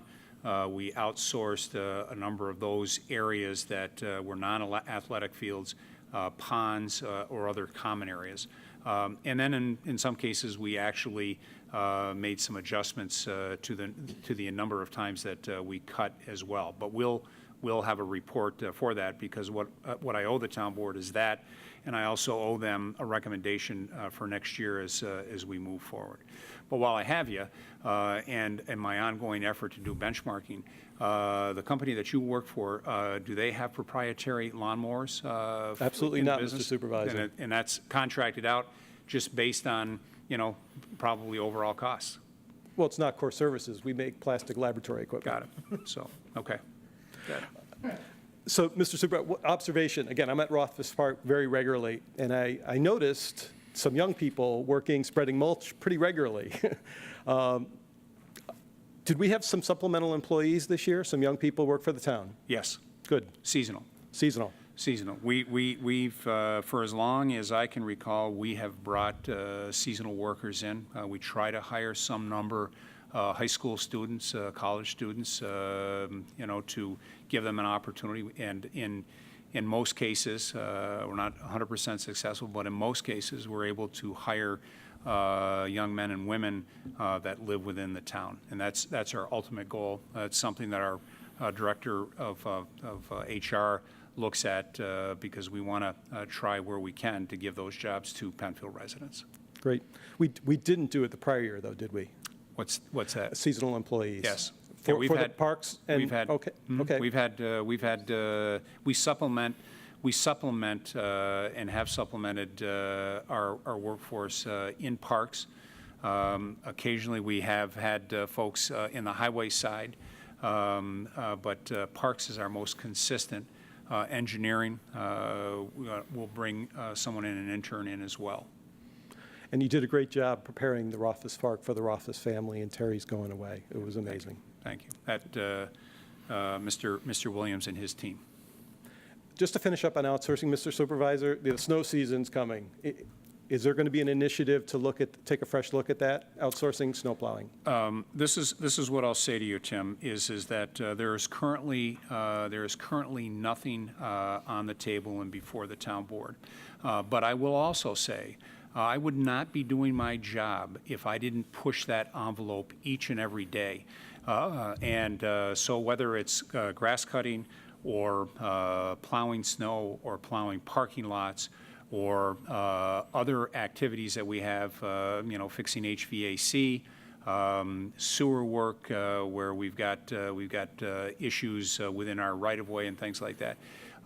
Each and every day, and probably a week does not go by where I don't touch one of our department heads and ask them, can we do it better, cheaper? Because at the end of the day, our prices continue to go up. Our pension costs continue to go up. Insurances continue to go up. Healthcare continues to go up. I wouldn't be doing my job if I didn't bring to the town board alternative ways to look to reduce costs. So while there's nothing formally on the board, I don't want anybody to think that I'm not going to continue to look at it, because I would expect every resident in the town to say, what are you doing? I know what you did for me today. I know what you did for me last month. I know what you did for me last year.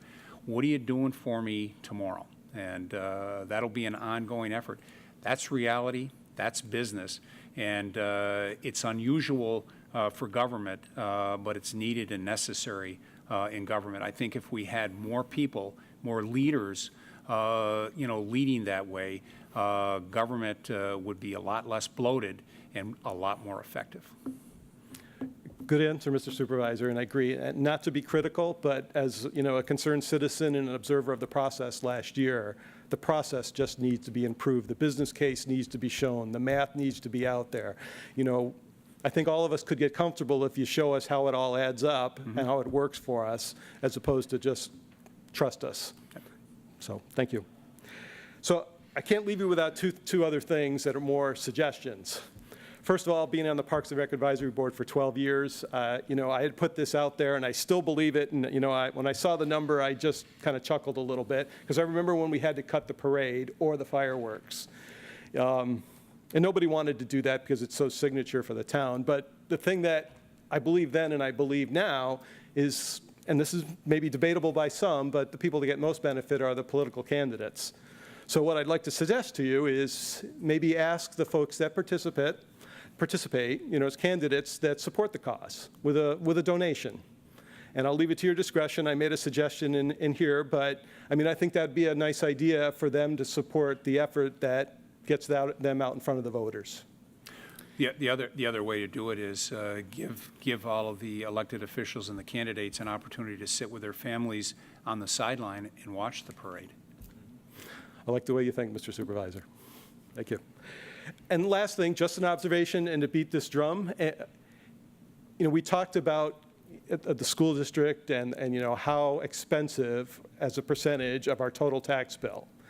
And I still believe the opportunities are out there, and I guess I just need to ask/remind that, I'd like to see joint meetings with the school board to find places where maybe we have overlapping of services, whether it be security or back office, including human resources or finance. I mean, that's the creative element that I think government needs to take on, is to find ways to save money. You know, you've been very good at talking about where we're not placing heads and trying to do the same with less. Well, where's the other opportunity? Again, you know, the school district. So I'd like to see that. I'm not aware that there's been any joint meetings this year between the school board and the town board.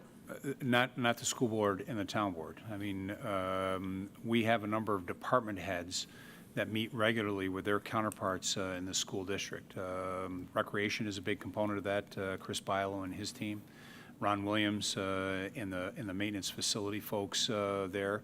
So we do a lot of interface. I had a very active schedule with our former superintendent, so that superintendent has changed out not only in Penfield and Webster, and you know, we have at least had some brief conversations with the Webster folks to say, you know, we want to pick that back up, and with the interim superintendent in Penfield, want to do the same thing. So there's an opportunity. I think we were making some good headway, but as the players change, then we take a couple steps back to try to take a couple of steps ahead. Please keep the iron hot. It's an opportunity. Absolutely. Thank you for the Great. platform. Thank you. Anytime. Thank you. Is there anyone else in the audience that would like to address this board on the budget?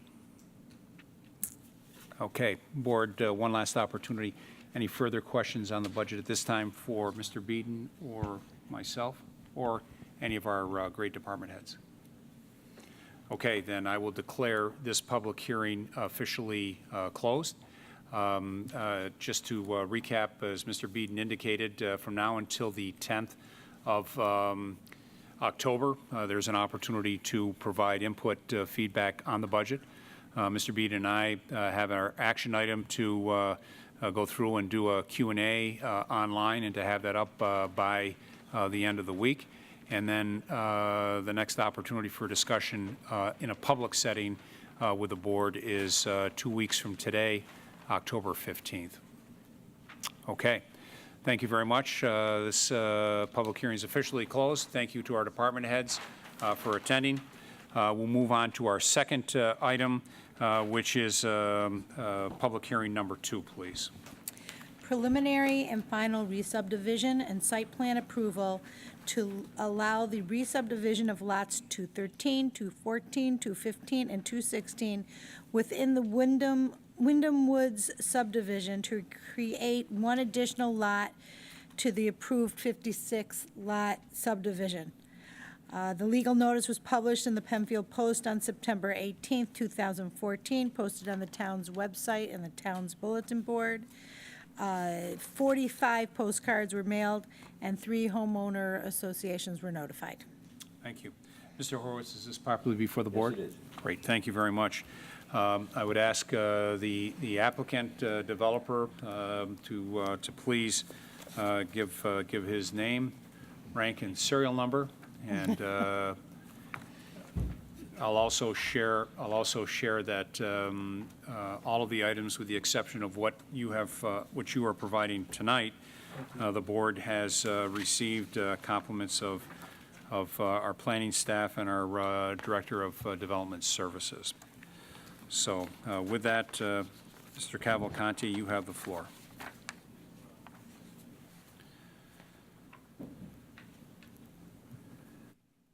First of all, I'd like to send Bob to Washington to work on the budget for our federal budget. In his retirement.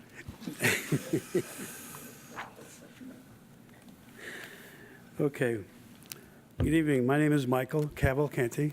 I'm at 4 Beverly Street, Rochester, New York, 14610. Mr. Supervisor, members of the town board, I'm representing Donald Dadio, Windham Woods Subdivision, LLC.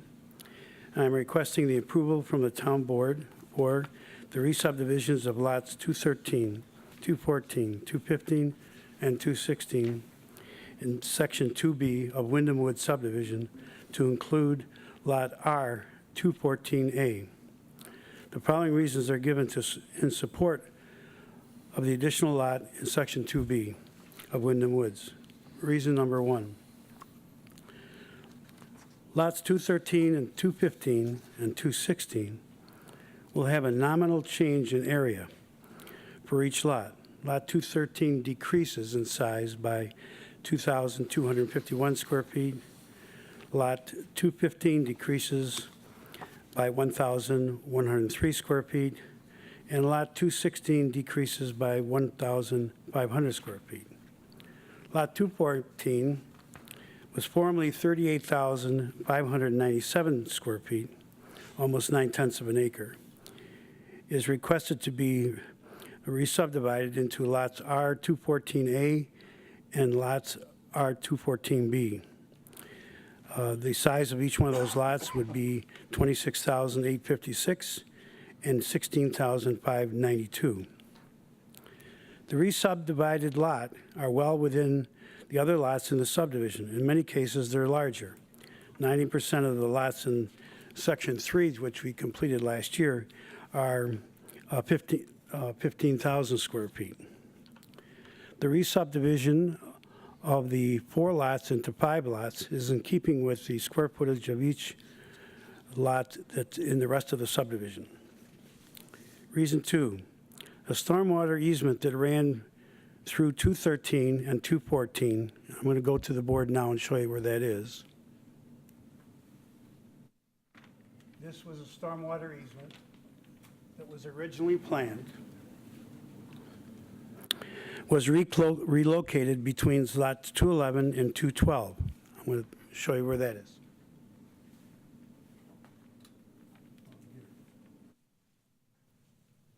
And that was done for 2 reasons. One reason, that pipe, which was a 24-inch stormwater pipe, had to go under the 47-inch by 71-inch elliptical pipe. I don't know why the engineers made it that way, but when we got to this point, we realized that in Section 1, when we did Section 1 in 2012, we were going to change that direction. We did that through the auspices of the engineering department. It made more sense, and we didn't have to go under that large pipe.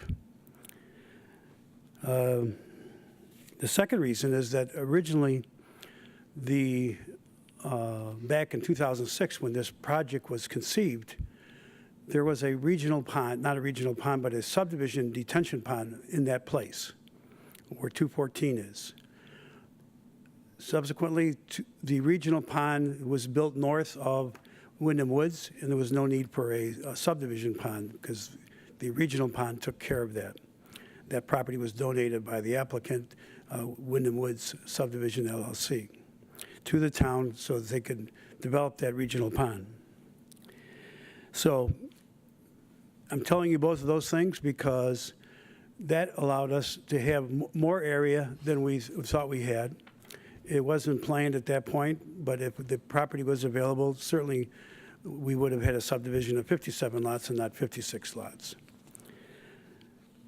So on to my reason 3, when the subdivision was conceived, a regional pond located north of Windham Woods was not yet a reality. The area where R214A is proposed today was reserved for a subdivision retention pond, with a regional pond adjacent to the subdivision where there was no need for a subdivision retention pond.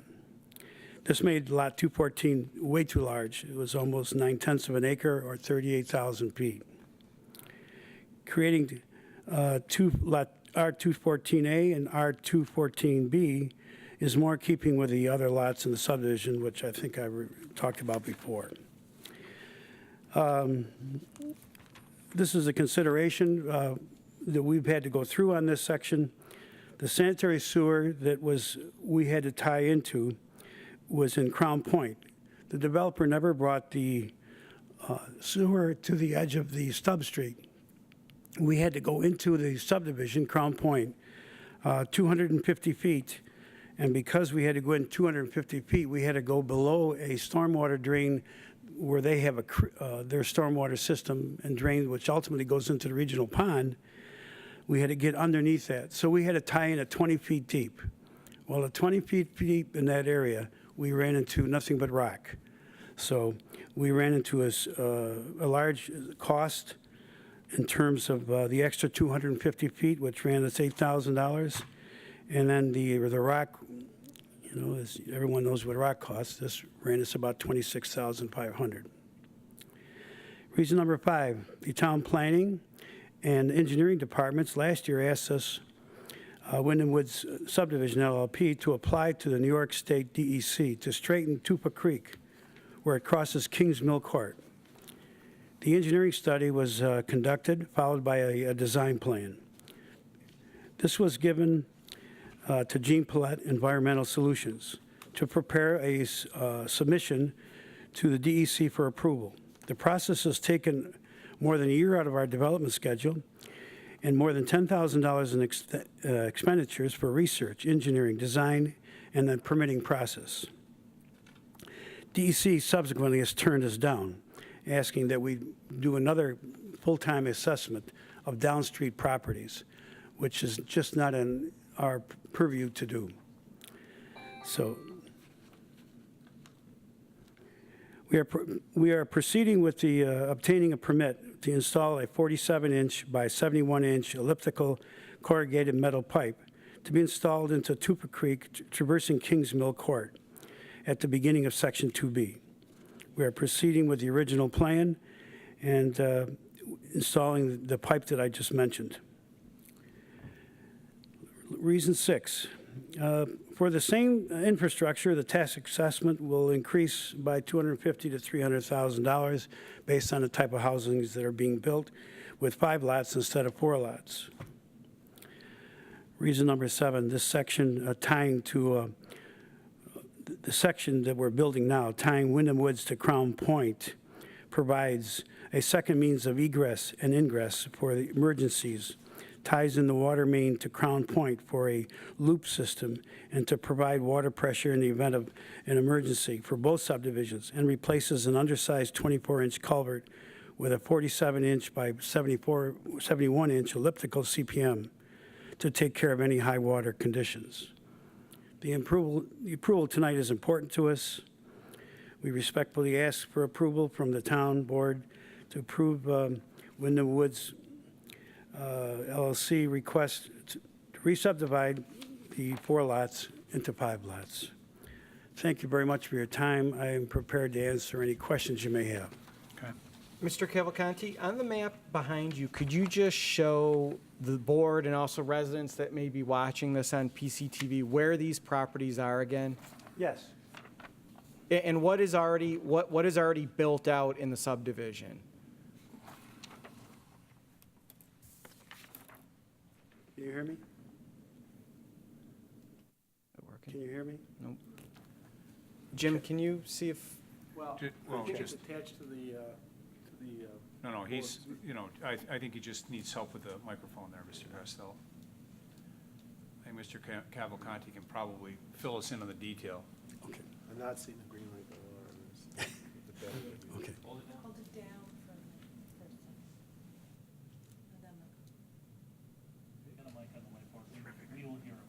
person. Okay. Hello? There we go. Very good. Thank you. Mr. Costello. 2 weeks ago, he was the town clerk. Tonight, he's audio visual. So thank you. Thank you, Mr. Costello. What is built out at the present time is everything you see here, 48 lots are built. 52 lots are built. These 4 lots are the 14, 16, 15, 16, and 213. These are the lots that were originally planned. This is where the original stormwater easement went through, and this is where the pond was going to go. We're proposing, we already changed this in section 1 because it made much more sense. And then this is the stream that we have right now. That's not changing because DEC wouldn't let you touch that. And the culvert goes across Kings Mill Court right here. Now, in working with Jeff Benway, we may push that just slightly to compensate for this intersection, and it's all within the purview of being able to do that with the DEC. So that we really wind up with these two lots pretty much the same. This is the same. And we're really dividing this large parcel, which was 9/10 of an acre, into two pieces. And this is a private drive, for these three lots here. These two lots would come off of the, that will be dedicated roads, which ties into the Crown Point subdivision. Thank you. You're welcome. Do you have, do you have the copy of the project review committee's questions?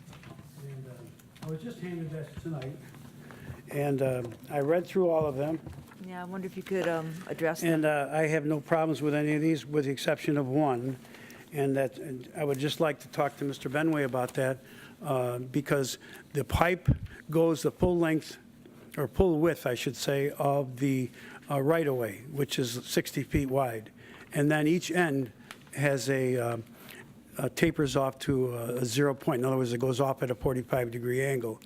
So I'm not exactly sure if there's a need for, once we put the sidewalk in, if there needs to be a railing.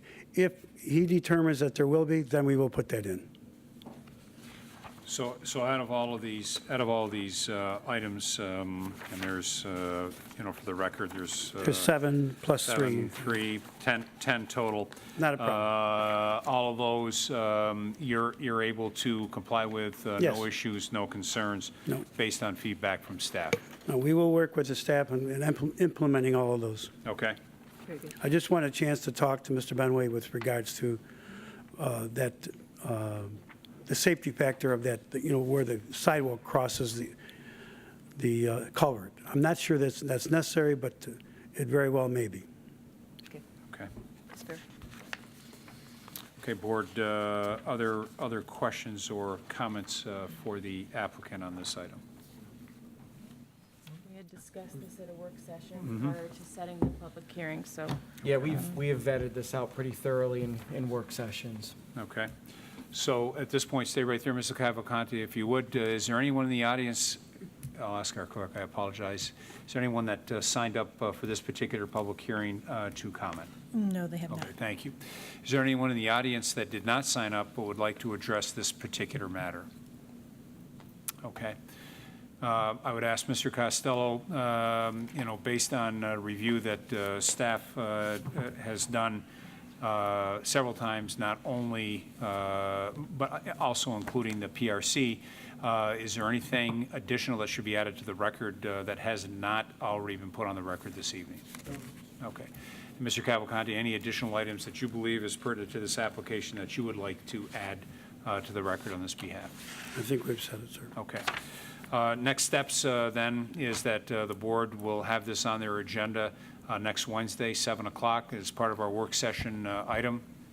We'll meet 7 o'clock, the back of the room. Anyone interested in tuning in or attending that meeting and listening to that discussion, certainly you, Mr. Laudadio, are welcome to attend, and that'll give the board an opportunity to have the conversation from what they've heard, all the submissions that have been provided, and then any input and feedback from staff. By that time, I will have met with Jeff Benway in terms of that one item, Okay, and we'd have a resolution to that. great, and we'll look forward to, input and feedback on that particular item. Okay. Okay, great. Thank you Ladies and very much. gentlemen, thank you very much. I'll declare this public hearing closed, and we'll continue on with our agenda. And what I'd like to do, in fairness to, I know a number of people that have signed up to speak, I'm going to take public participation out of order ahead of communications and announcement. And this evening, before Mr. Sterrett sits down, I'll recognize he and his wife as our first speakers. And please, if you would come forward to the podium.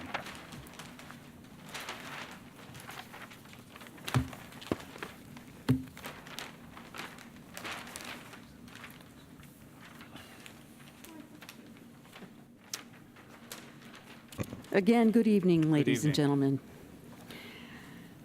My husband, Robert, and I, Elizabeth Sterrett, are interested in bringing to your attention a problem which has resulted in private homeowners having to underwrite projects that should have been undertaken by the town. We are concerned that there are deferred maintenance issues that are decades long in standing related to the clearance and the maintenance of the storm drainage system in our particular neighborhood. The result of this deferral of maintenance over a long period of time is that the lines have collapsed in the 70 years they've been in existence. I'm told by the town's engineer that he cannot find the discharge pipe for the storm sewer system in our neighborhood. Many of my neighbors have gone to the extent of underwriting their own personal projects in the tens of thousands of dollars to ensure that their basements are not flooded and that they do not have mushrooms growing on their basement floor, as unfortunately Bob and I do. We are, in fact, in the middle of a drainage contract to hopefully get some of the water from our lot back toward the roadside swale, where it will be, again, since the whole system isn't working properly, it will be ponding in our front yard, but I much prefer ponding in our front yard to ponding in our basement. So our purpose in coming to talk to you about with regard to the budget is our sincere desire and our neighbors' sincere desire that you make whatever appropriations or transfers, interfund transfers are necessary to undertake the corrective measures which are required for us to have secure homes and not to live in a basin of toxic soup where the salt that was put on the roads in 1999 and the pesticide that was put on the roads in 1982 are still in our neighborhood. So as I indicated in my email note back when you sent me the note, I have to say I attend on a regular basis a weekly drainage review that we have with our town engineer and DPW. And so we do that almost every Wednesday morning. And I think I indicated in my note back to you that this is the first time that I've ever heard of a problem in this area. And I just find it, very surprising that no one has contacted the town. And I think my question back was, how long have you dealt with this, and how come we have not heard anything about this? I purchased the property in 2004, and I have had a continuing problem. My homeowner's insurance company has told me that if I make another water claim, they're dropping me. They're tired of hearing about it. Did you ever contact the town, Mrs. Sterrett? Did you ever contact the town? None of us in the neighborhood have been aware that the storm sewer system has been the probable cause of most of the groundwater buildup. The town has been contacted because in the winter, the groundwater, which accumulates from the summer rains, freezes in the ground and heaves the street and causes sinkholes in the street. Last year, on an emergency basis, they had to come out, and I'm not talking about filling potholes. I'm talking about filling holes that are 1 foot deep. Okay. And I encourage you to check back with them to verify. Oh, absolutely. that. No, I mean, since I responded to your email, one of the things I'd asked our town engineer, as well as Director of Public Works and our foreman, was to go out and walk that whole site. Take whatever maps we may have had from, 60, 70 plus years ago, if we have any, I mean, today, you know, we're very fortunate with the technology and the digital age that we have a lot of that, but to take any maps that we have, but then to go out and walk the entire stretch and to take a look at what, if any, catch basins, what, if any, yard inlets that are out there. And then our sewer flush truck was going to go out and start to do some flushing. And I asked them to be very cautious because if we have a system that's in that kind of deterioration and we start blowing a lot of water through some old pipes, I don't want to make a bad situation in your basement worse. Yes.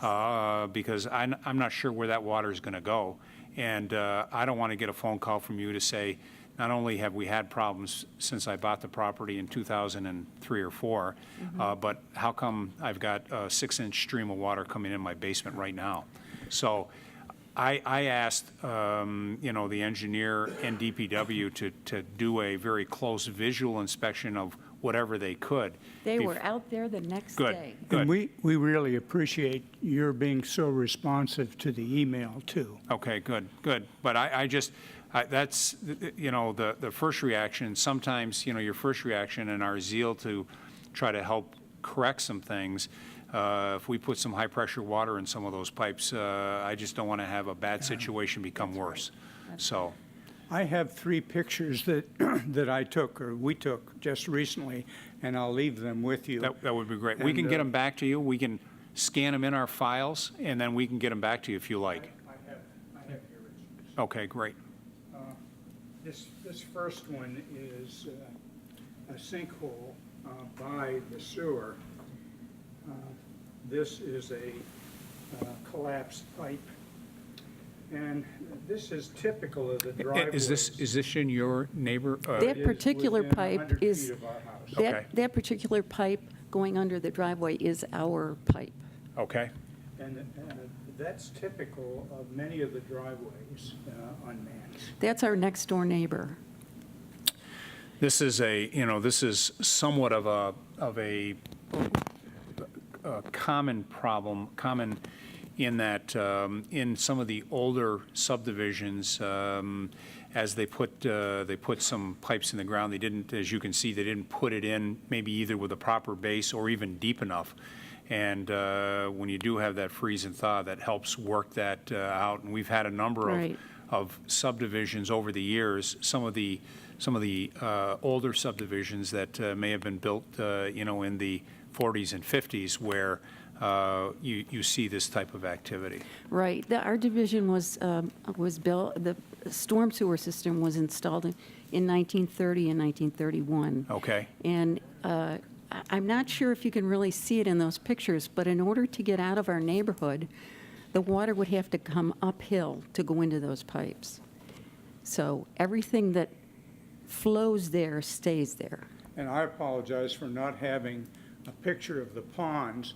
We haven't had much rain lately, so we haven't had ponds. Yeah, exactly. Yeah, we really wanted to show you the ponding because it comes up at least 8 inches on the telephone poles that are sitting in the middle of those ponds in people's yards.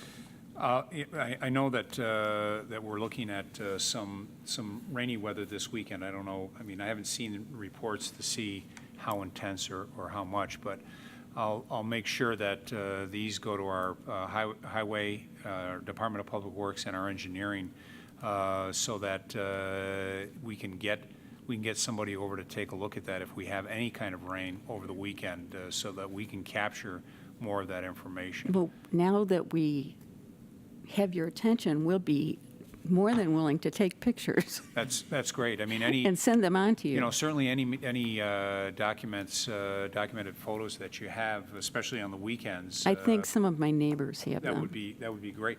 And if you send them to us digitally, hard copy is fine. We can scan them and put them in our system. But if you send them digitally, we can make them part of our overall drainage file as well.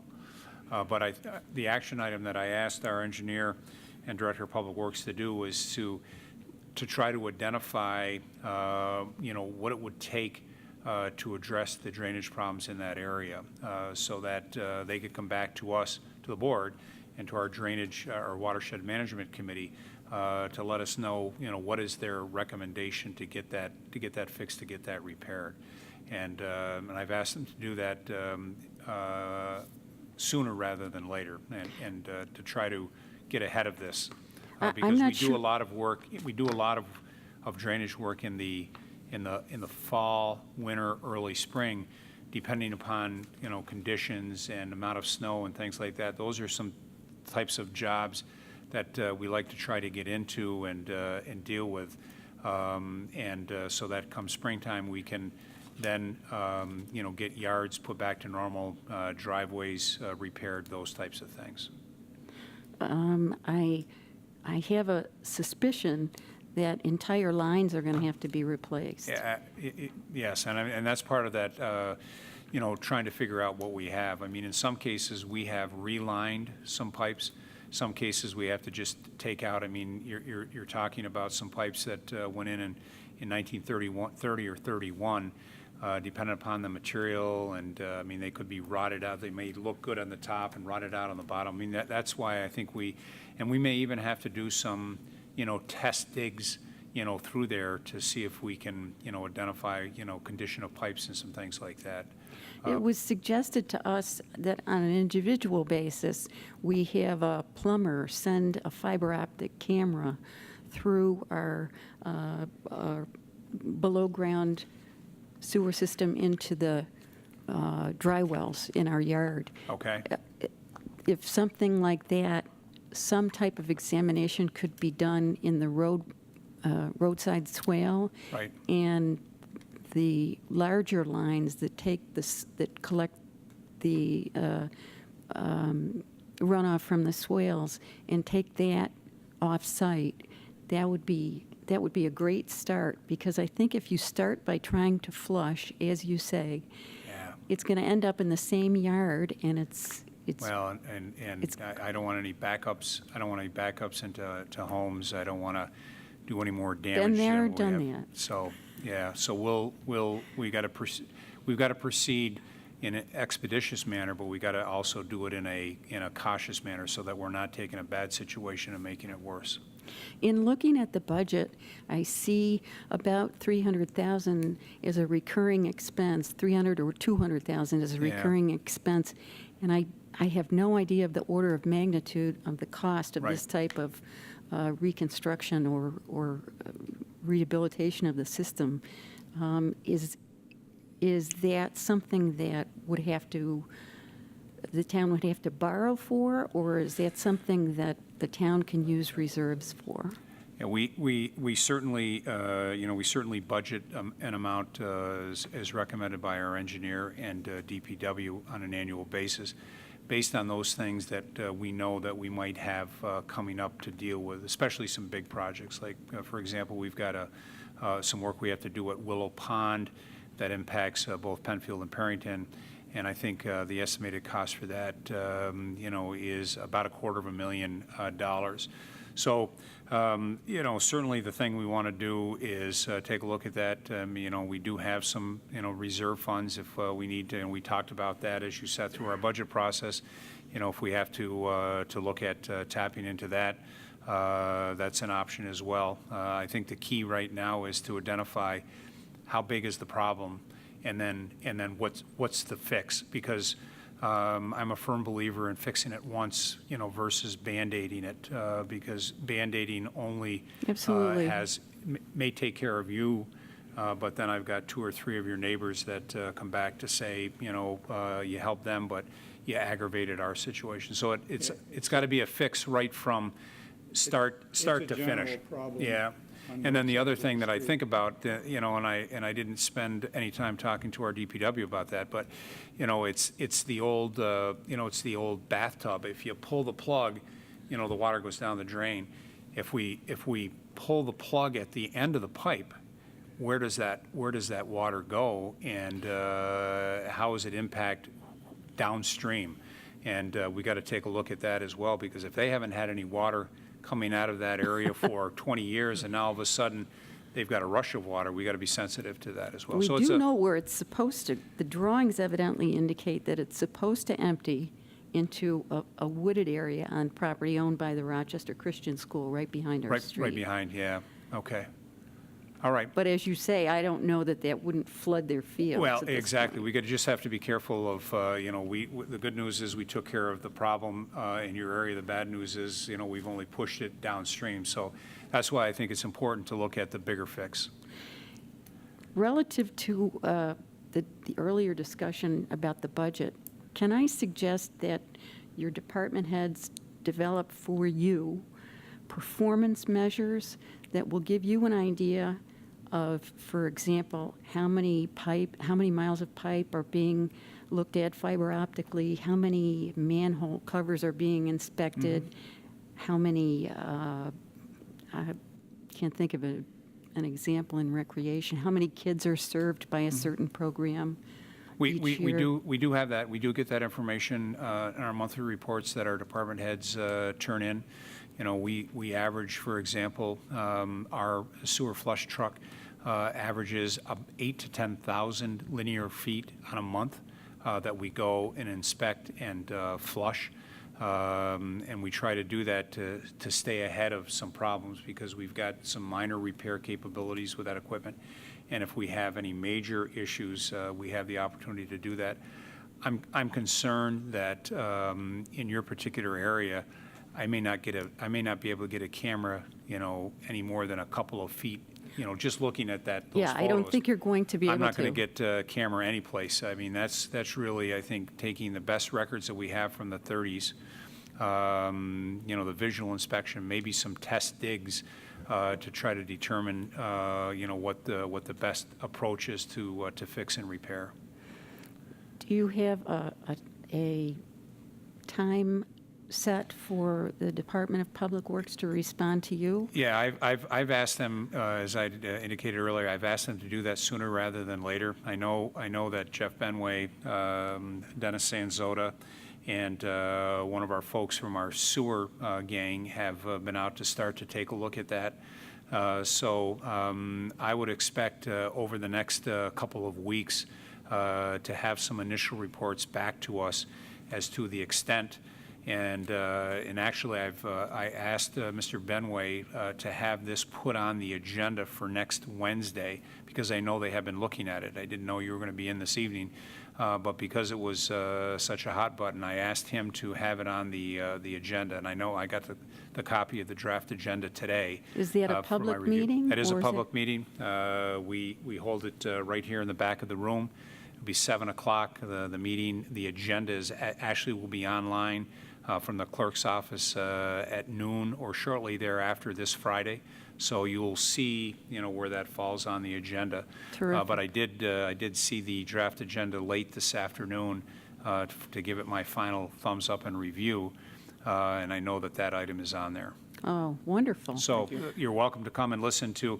I'm not sure we're going to be able to provide you with all of the facts and details, but we'll be able to at least give you the information they've got to date That's as far as great. what they're looking at. Our purpose in coming tonight is just to make you aware of this and start the ball rolling for the 2015 budget. And I know that the time is short on that, so hopefully sooner rather than later will give us some answers Great. that we need before the 15th. And like I say, you're welcome to attend. If by chance you're unable to make it next Wednesday, you can tune into Channel 12 because we do broadcast our meetings, so you'll be able to hear the discussion about that. But you're That'll welcome. be great. You're welcome to attend. My neighbors and I will be here. Great, welcome. Good. Thank you. Thank you. Thank you for sitting through all the stimulating dialogue that we've had to this point. So thank you very much. You're welcome. All right. We'll continue on with public participation and would ask for the next person that has signed up. Steve? Steve Healy. I'm assuming, as I look out, I see a young lady, and I'm assuming she's not Steve, so I'm guessing it's Steve Healy.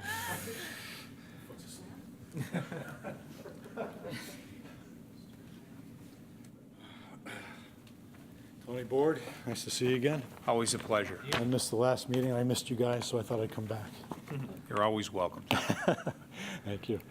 Tony, I think you're going to ask the DEC if they could get back to you with some definition of what defines in compliance. Yeah, Just, actually, Steve, one of the things, last Friday, I sent a letter to both DEC and to the Health Department, and gave them 4 or 5 dates for a public information meeting. What my interest was is that we need to get everybody in a room, like we spoke now probably a month ago, get everyone in a room so that the DEC has an opportunity to report out and answer any questions that we have. The Health Department does as it relates to concerns that residents had regarding what might be coming out other than odors.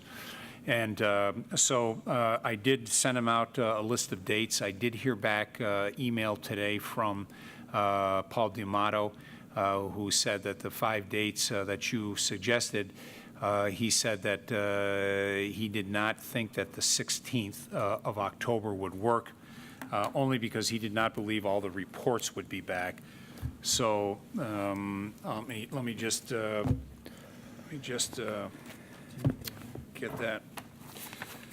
So the dates that I tossed out to the Health Department and DEC was December 16th, October 16th, October 28th, October 29th, and November 18th. Those were the 4 dates that I put out, and I tried to mix it up between Tuesdays, Thursdays, Wednesdays, so that try to catch. So Paul D'Amato called and or dropped his email and said the 16th was out, and he said only based on the fact that he believed that the report would be tight, if at all, and he was saying that the rest of the dates would be fine. And I had my admin speak with the Health Department to try to get one of those other 3 dates. Once we're able to do that, then we'll send a blast email note out to the neighborhood, to save the date, so that we have all the right people in the room. Good. That's good. So And obviously, we're going to be interested in seeing what comes back from the SCP control, and what, if any, recommendations they have. And then certainly what goes hand in glove with that is what, if any, comments come back from the Monroe County Health Department, State Health Department, as it relates to materials coming out of the stack. Sure. No, that's all great. Thank you.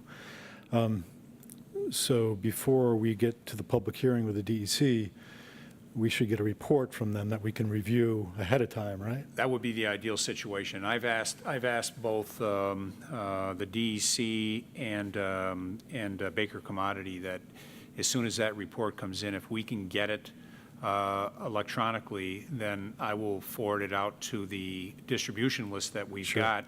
And then whoever's not included on that distribution list, those of you that know neighbors, et cetera, that are not on there, that you can push it further. Sure. So that is the goal. That is the goal. But the town should get the DEC report in parallel with Baker and... I would hope so. Right? I mean, that would be my expectation. That would be my expectation, that as Baker gets it, DEC gets it, the town gets it. Well, I mean, the DEC is doing the report, so town and Baker should get at the same time, right? Well, I'm referring to the report from SCP. Yeah, I'm referring to the report from DEC. Yeah, I don't know what. I'll ask the question. I think DEC plans on coming out here to talk about their letter of August 6th, I believe it is, and to talk about any questions anyone has on the permit and any items of interest on the permit and things like that. I don't anticipate getting any additional reports from the DEC prior to that meeting, Steve. So we'll be going into a public hearing. Well, it's a public information meeting. Public information, not hearing, yeah. Yeah. Public information meeting. But we'll be going into that basically cold. To a certain degree. I mean, we'll have the August 6th letter, we'll have the SCP report, and if we get anything ahead of time from the county, we certainly can get that out. Anything we get, we'll push out because it certainly would make for the most productive meeting. Yeah. I thought the DEC was going to generate a report, though. Well, I think. Is that mistaken? Well, I think that their response to our questions is that August 6th letter. And, we have indicated that, that needs a little bit more explanation.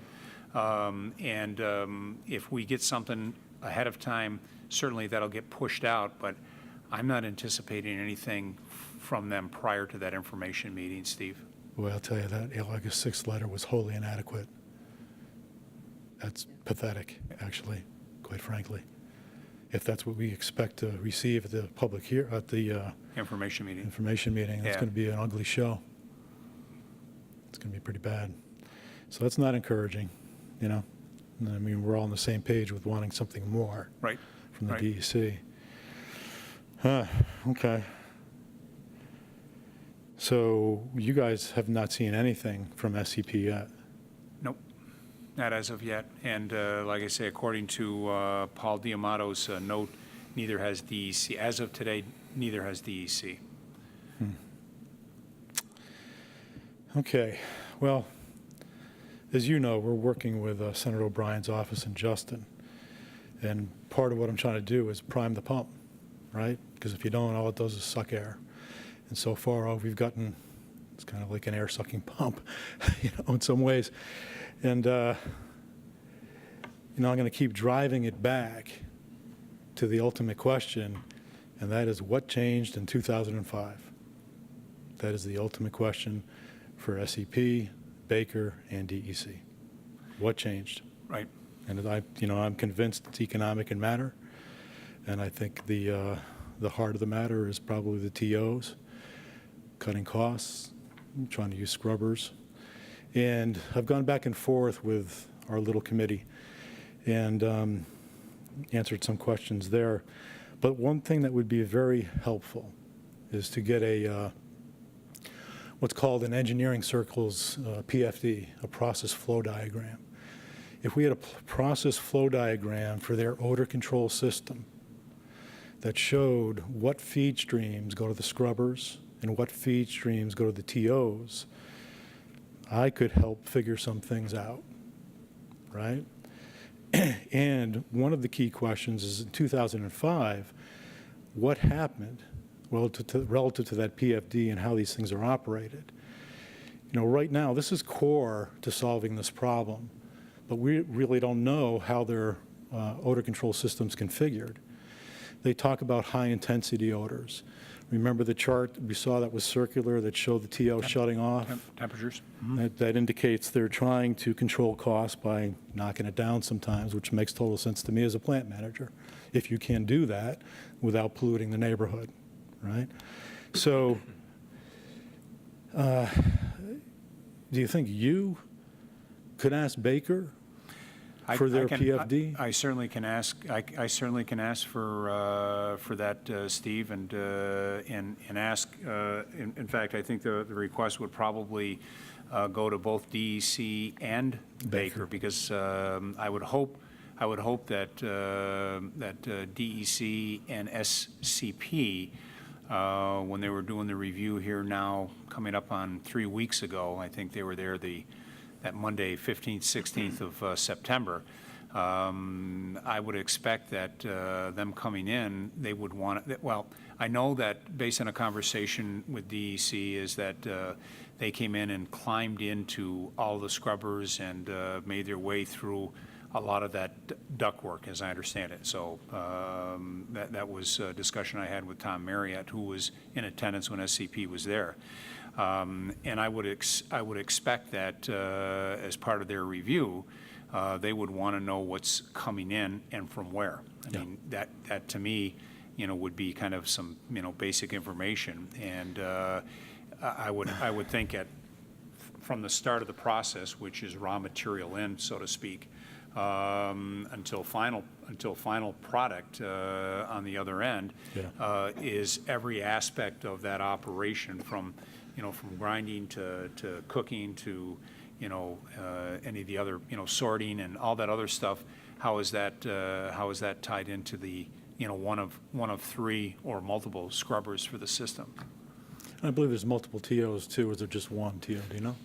I think there's only one TO. One TO? Okay. But I'm only going based on the review that I had, and I'm not going to sit here and tell you that I'm an Sure. expert.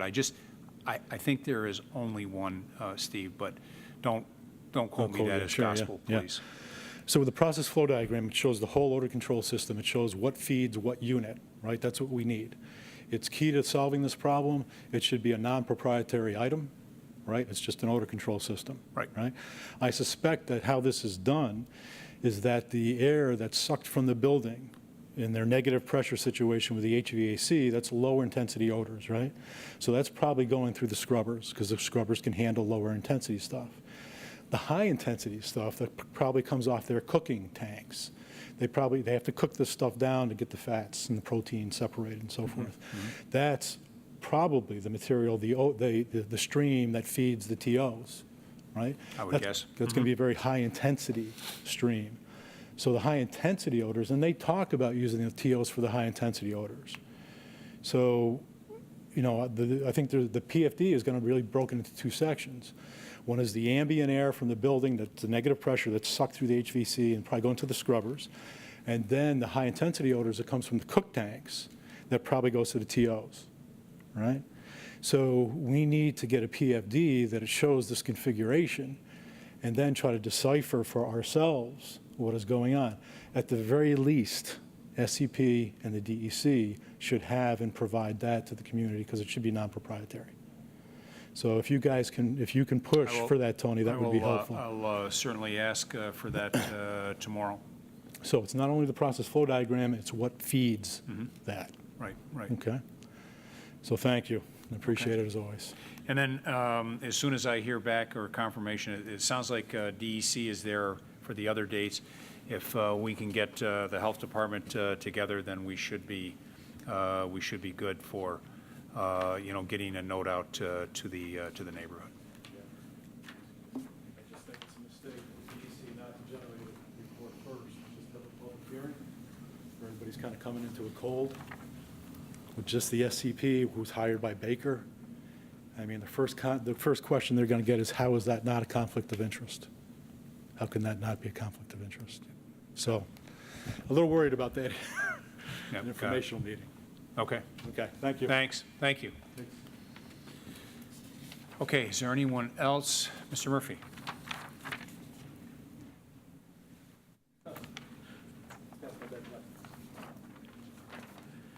Tim Murphy, 48 Corral Drive. I'll be very, very brief.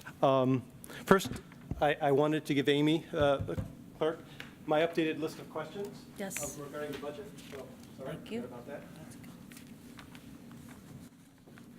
Mr. Supervisor, in my haste 2 weeks ago, we had a petition to honor Irene Gosson, and I ran out of here without asking for the sale. So really what I wanted to follow up on was, what are the next steps? We presented a petition for what we think is a good cause. Can you tell us where we go from here? Yep, absolutely. As any petition the board gets in, we take a look at it, and then decide, what our next steps are. Certainly the board, was very interested in that package of material that came in. And, taking a look at those recommendations. Certainly, it's always good to have a petition with some recommendations as well. That's not saying that it's going to be, solely those recommendations, but it's always good to have that kind of as a feeder group for that. And then one of the things that we'll be doing as a board, certainly over the next 2 to 4 weeks is, coming back with, some recommendations as to what the next steps would be. Okay, so 2 to 4 weeks. 2 to 4 weeks. Some kind of written reply. There will be some type of, yes, documented reply. Documented reply, thank you. And just for your information, go forward, assuming that we are, I've already asked 2 prominent people in our community that have served the town if they would assist in this, and, they saw the great opportunity here. So You didn't call me. I assumed you were already on that. Last thing, Mr. Supervisor. If you recall, a couple of years ago, I gave you a book. I do. Citizenville. Citizenville, And I when do. the Starretts were talking here, I couldn't help but think this maps perfectly to one of the basic premises there, where you put data out there and let others make it information. So I can only imagine the amount of information you have about, the infrastructure in the town. And probably the hard part is, getting that raw data and putting it somewhere in the public domain. But as Ms. Starrett was asking, is like how many and how much, and again, try to imagine that that was in the public domain, and they did some of that data mining for us, and we're able to come back and say you had so many linear feet, and it's 70-something years old. I mean, people do those kind of things. You take data and make it information. Right. So just pointing out the opportunity. Okay. Thank you. Thanks. Thank you. Is there anyone else that has signed up and would like to address the board? Okay. Let's continue on with our agenda, and we'll go back to communications and announcements. I'll start with our clerk, please. Thank you, Mr. Supervisor. Just as a reminder, if you're using the installment option for your tax payments, second and third installments must be paid to Monroe County Treasury and mailed to the P.O. Box 14420, Rochester, New York 14614, or may be paid in person at 39 West Main Street, room B2. Please contact our tax office by dialing 340-8626 with any questions. Thank you. Mr. Quinn. Thank you, Mr. Supervisor. Just one quick announcement on behalf of Penfield Volunteer Emergency Ambulance. Young adults ages 14 to 18, so high school young men and women, you are able to join Penfield Volunteer Emergency Ambulance Explorers. You can learn CPR and emergency medical skills, and you can also enjoy serving in your community. There is an open house on October 11th from 12 to 5 p.m. at Penfield Ambulance Base on Jackson Road. If you have any questions, you can contact Bowden or Sterniuk. His phone number is 489-6237, or you can email firemedic4, number 4, at rochester.rr.com. You can also contact me at quinn@penfield.org if you have any questions. Thank you very much. Mrs. Messler. I have one announcement this evening. The town of Penfield will host a one-day recycling event this Saturday, October 4th, from 9 a.m. to 3 p.m. Penfield residents may recycle metals, destroy confidential documents, and dispose of residential brush at the Public Works Complex, 1607 Jackson Road. Clothing donations can also be made on site at the St. Pauli Textile Shed near the sewer building. Again, that's this Saturday from 9 to 3. Thank you. Two brief items. Our next environmental discussion series topic will be Monday, the 6th of October. We've already held two. One was recycling and creative reusing in Monroe County. The second was the electric car. The future is here. And our next one is the stormwater rain gardens and stormwater management. And our town engineer, along with our planner, and also Bruce Soretsky, who is our landscape architect, will be presenting. And the idea is how do you turn that wet spot in your yard into an attractive and useful feature managing water on your property. And so all sessions are free. They're here in the auditorium. We do encourage folks to sign up. You can register by calling 340-8655, option 6, or you can log on at penfieldrec.org. Mr. Moore. Thank you, Mr. Supervisor. The Penfield Trails Committee will sponsor a free guided hike at Monroe County's Lucian Morin Park on Saturday, October 11th from 10 a.m. to noon. The guided hike will be at Monroe County Parks, will be primarily through the heavily wooded area along Irondequoit Creek. Participants should meet at Empire Boulevard at the south end of Irondequoit Bay. There's a Monroe County Park sign at the driveway entrance just east of McGregor's Grill and Tap Room. Park in the gravel parking area, look for a hike sign.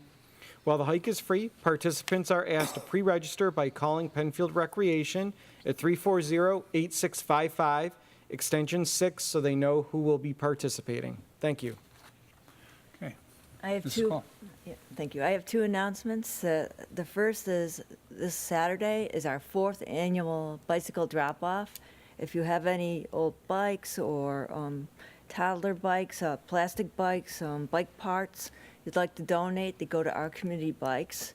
And it's being held at 10 a.m. to 2 p.m. at the community center. And it's held jointly between the Town of Penfield Recreation Department and Penfield Rotary. And we've gotten a lot of bikes over the years, and we always want to get more. They go to good cause down in the city with Our Community Bikes. It goes to people that don't have transportation as immigrants or just people that live in the city that need bikes. And so we look forward to Saturday morning, and I hope you can, if you have a bike in your garage that you're not using, you'd like to donate it, please come out to the community center at 10 a.m. on October 4th. And my other announcement is my next community chat will be Tuesday, October 21st, in the new book area at the library. And anybody has any questions, concerns they'd like to talk about, please come out and see me, 5:30 to 7, new book area, Penfield Library, October 21st.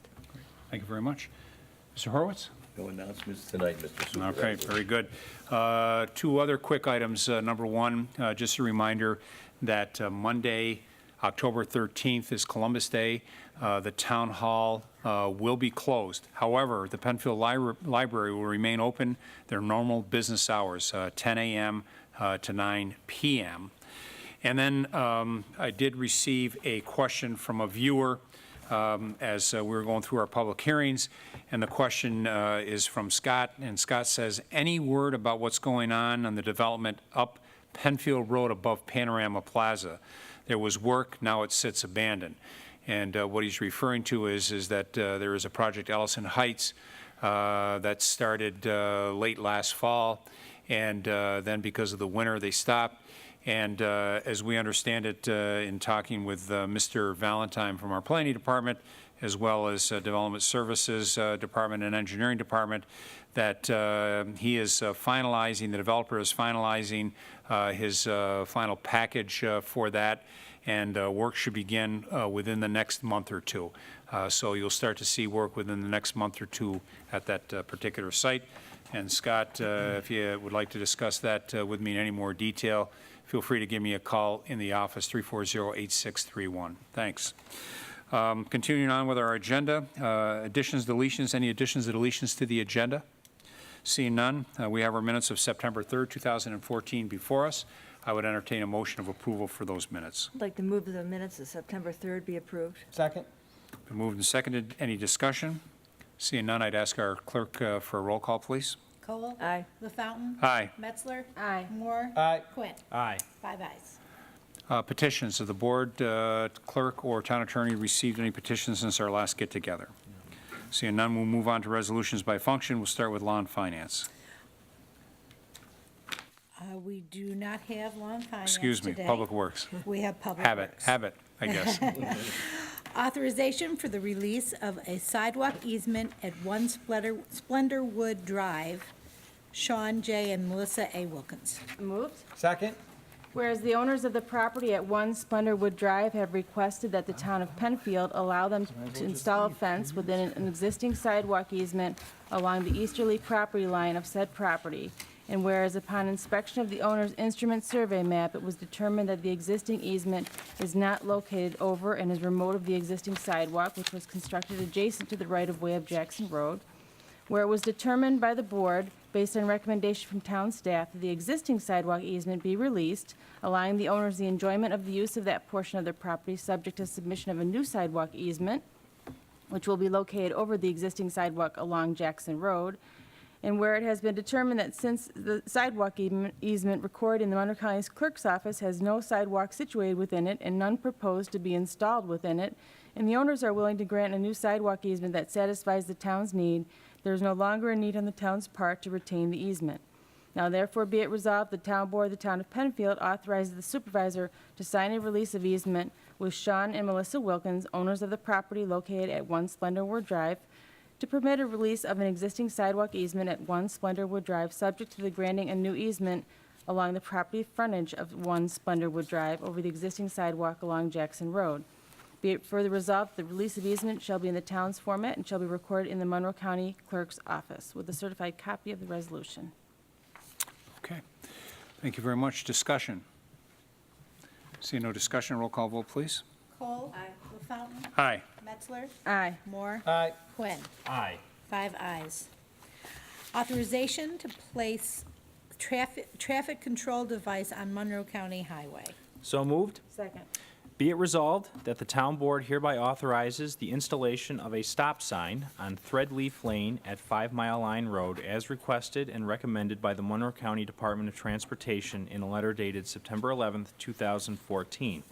And be it further resolved that the town clerk be and is hereby directed to sign and return said letter dated September 11th, 2014, with a copy of this resolution to the Monroe County Department of Transportation. Thank you. Discussion? Seeing no discussion, roll call vote, please. Cole? Aye. LaFountain? Aye. Metzler? Aye. Moore? Aye. Quinn. Aye. 5 ayes. Authorization for supervisor to sign recreation contracts. So moved. Second. This resolution authorizes the town supervisor to sign 2 recreation contracts. One's for music entertainment for seniors, and the other's instructor for the young, open, and honest players. Okay, thank you. Discussion? Seeing none, roll call vote, please. Cole? Aye. LaFountain? Aye. Metzler? Aye. Moore? Aye. Quinn. Aye. 5 ayes. Brings us to old business. Any old business come before the board this evening? Seeing none, is there any new business to come before the board this evening? Again, seeing none, this brings us to our second public participation. If you're in the audience, you're going to come to the podium. You can call in at 340-8771 or log on at penfield.org. Seeing no further public participation? Mr. Supervisor? Yes, sir. I would be remiss if I did not mention that I found out today that Cobbles Elementary School was one of 2 in the area, but among 337 schools across the country honored as a Blue Ribbon School by the United States Department of Education, and they will be honored in Washington, D.C. in November. So I think that's wonderful for the faculty, the staff, and of course the students at Cobbles.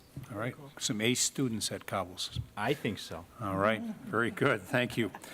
There being no further business to come before the board, then the October 1st, 2014 town board meeting stands adjourned at 10:11 p.m.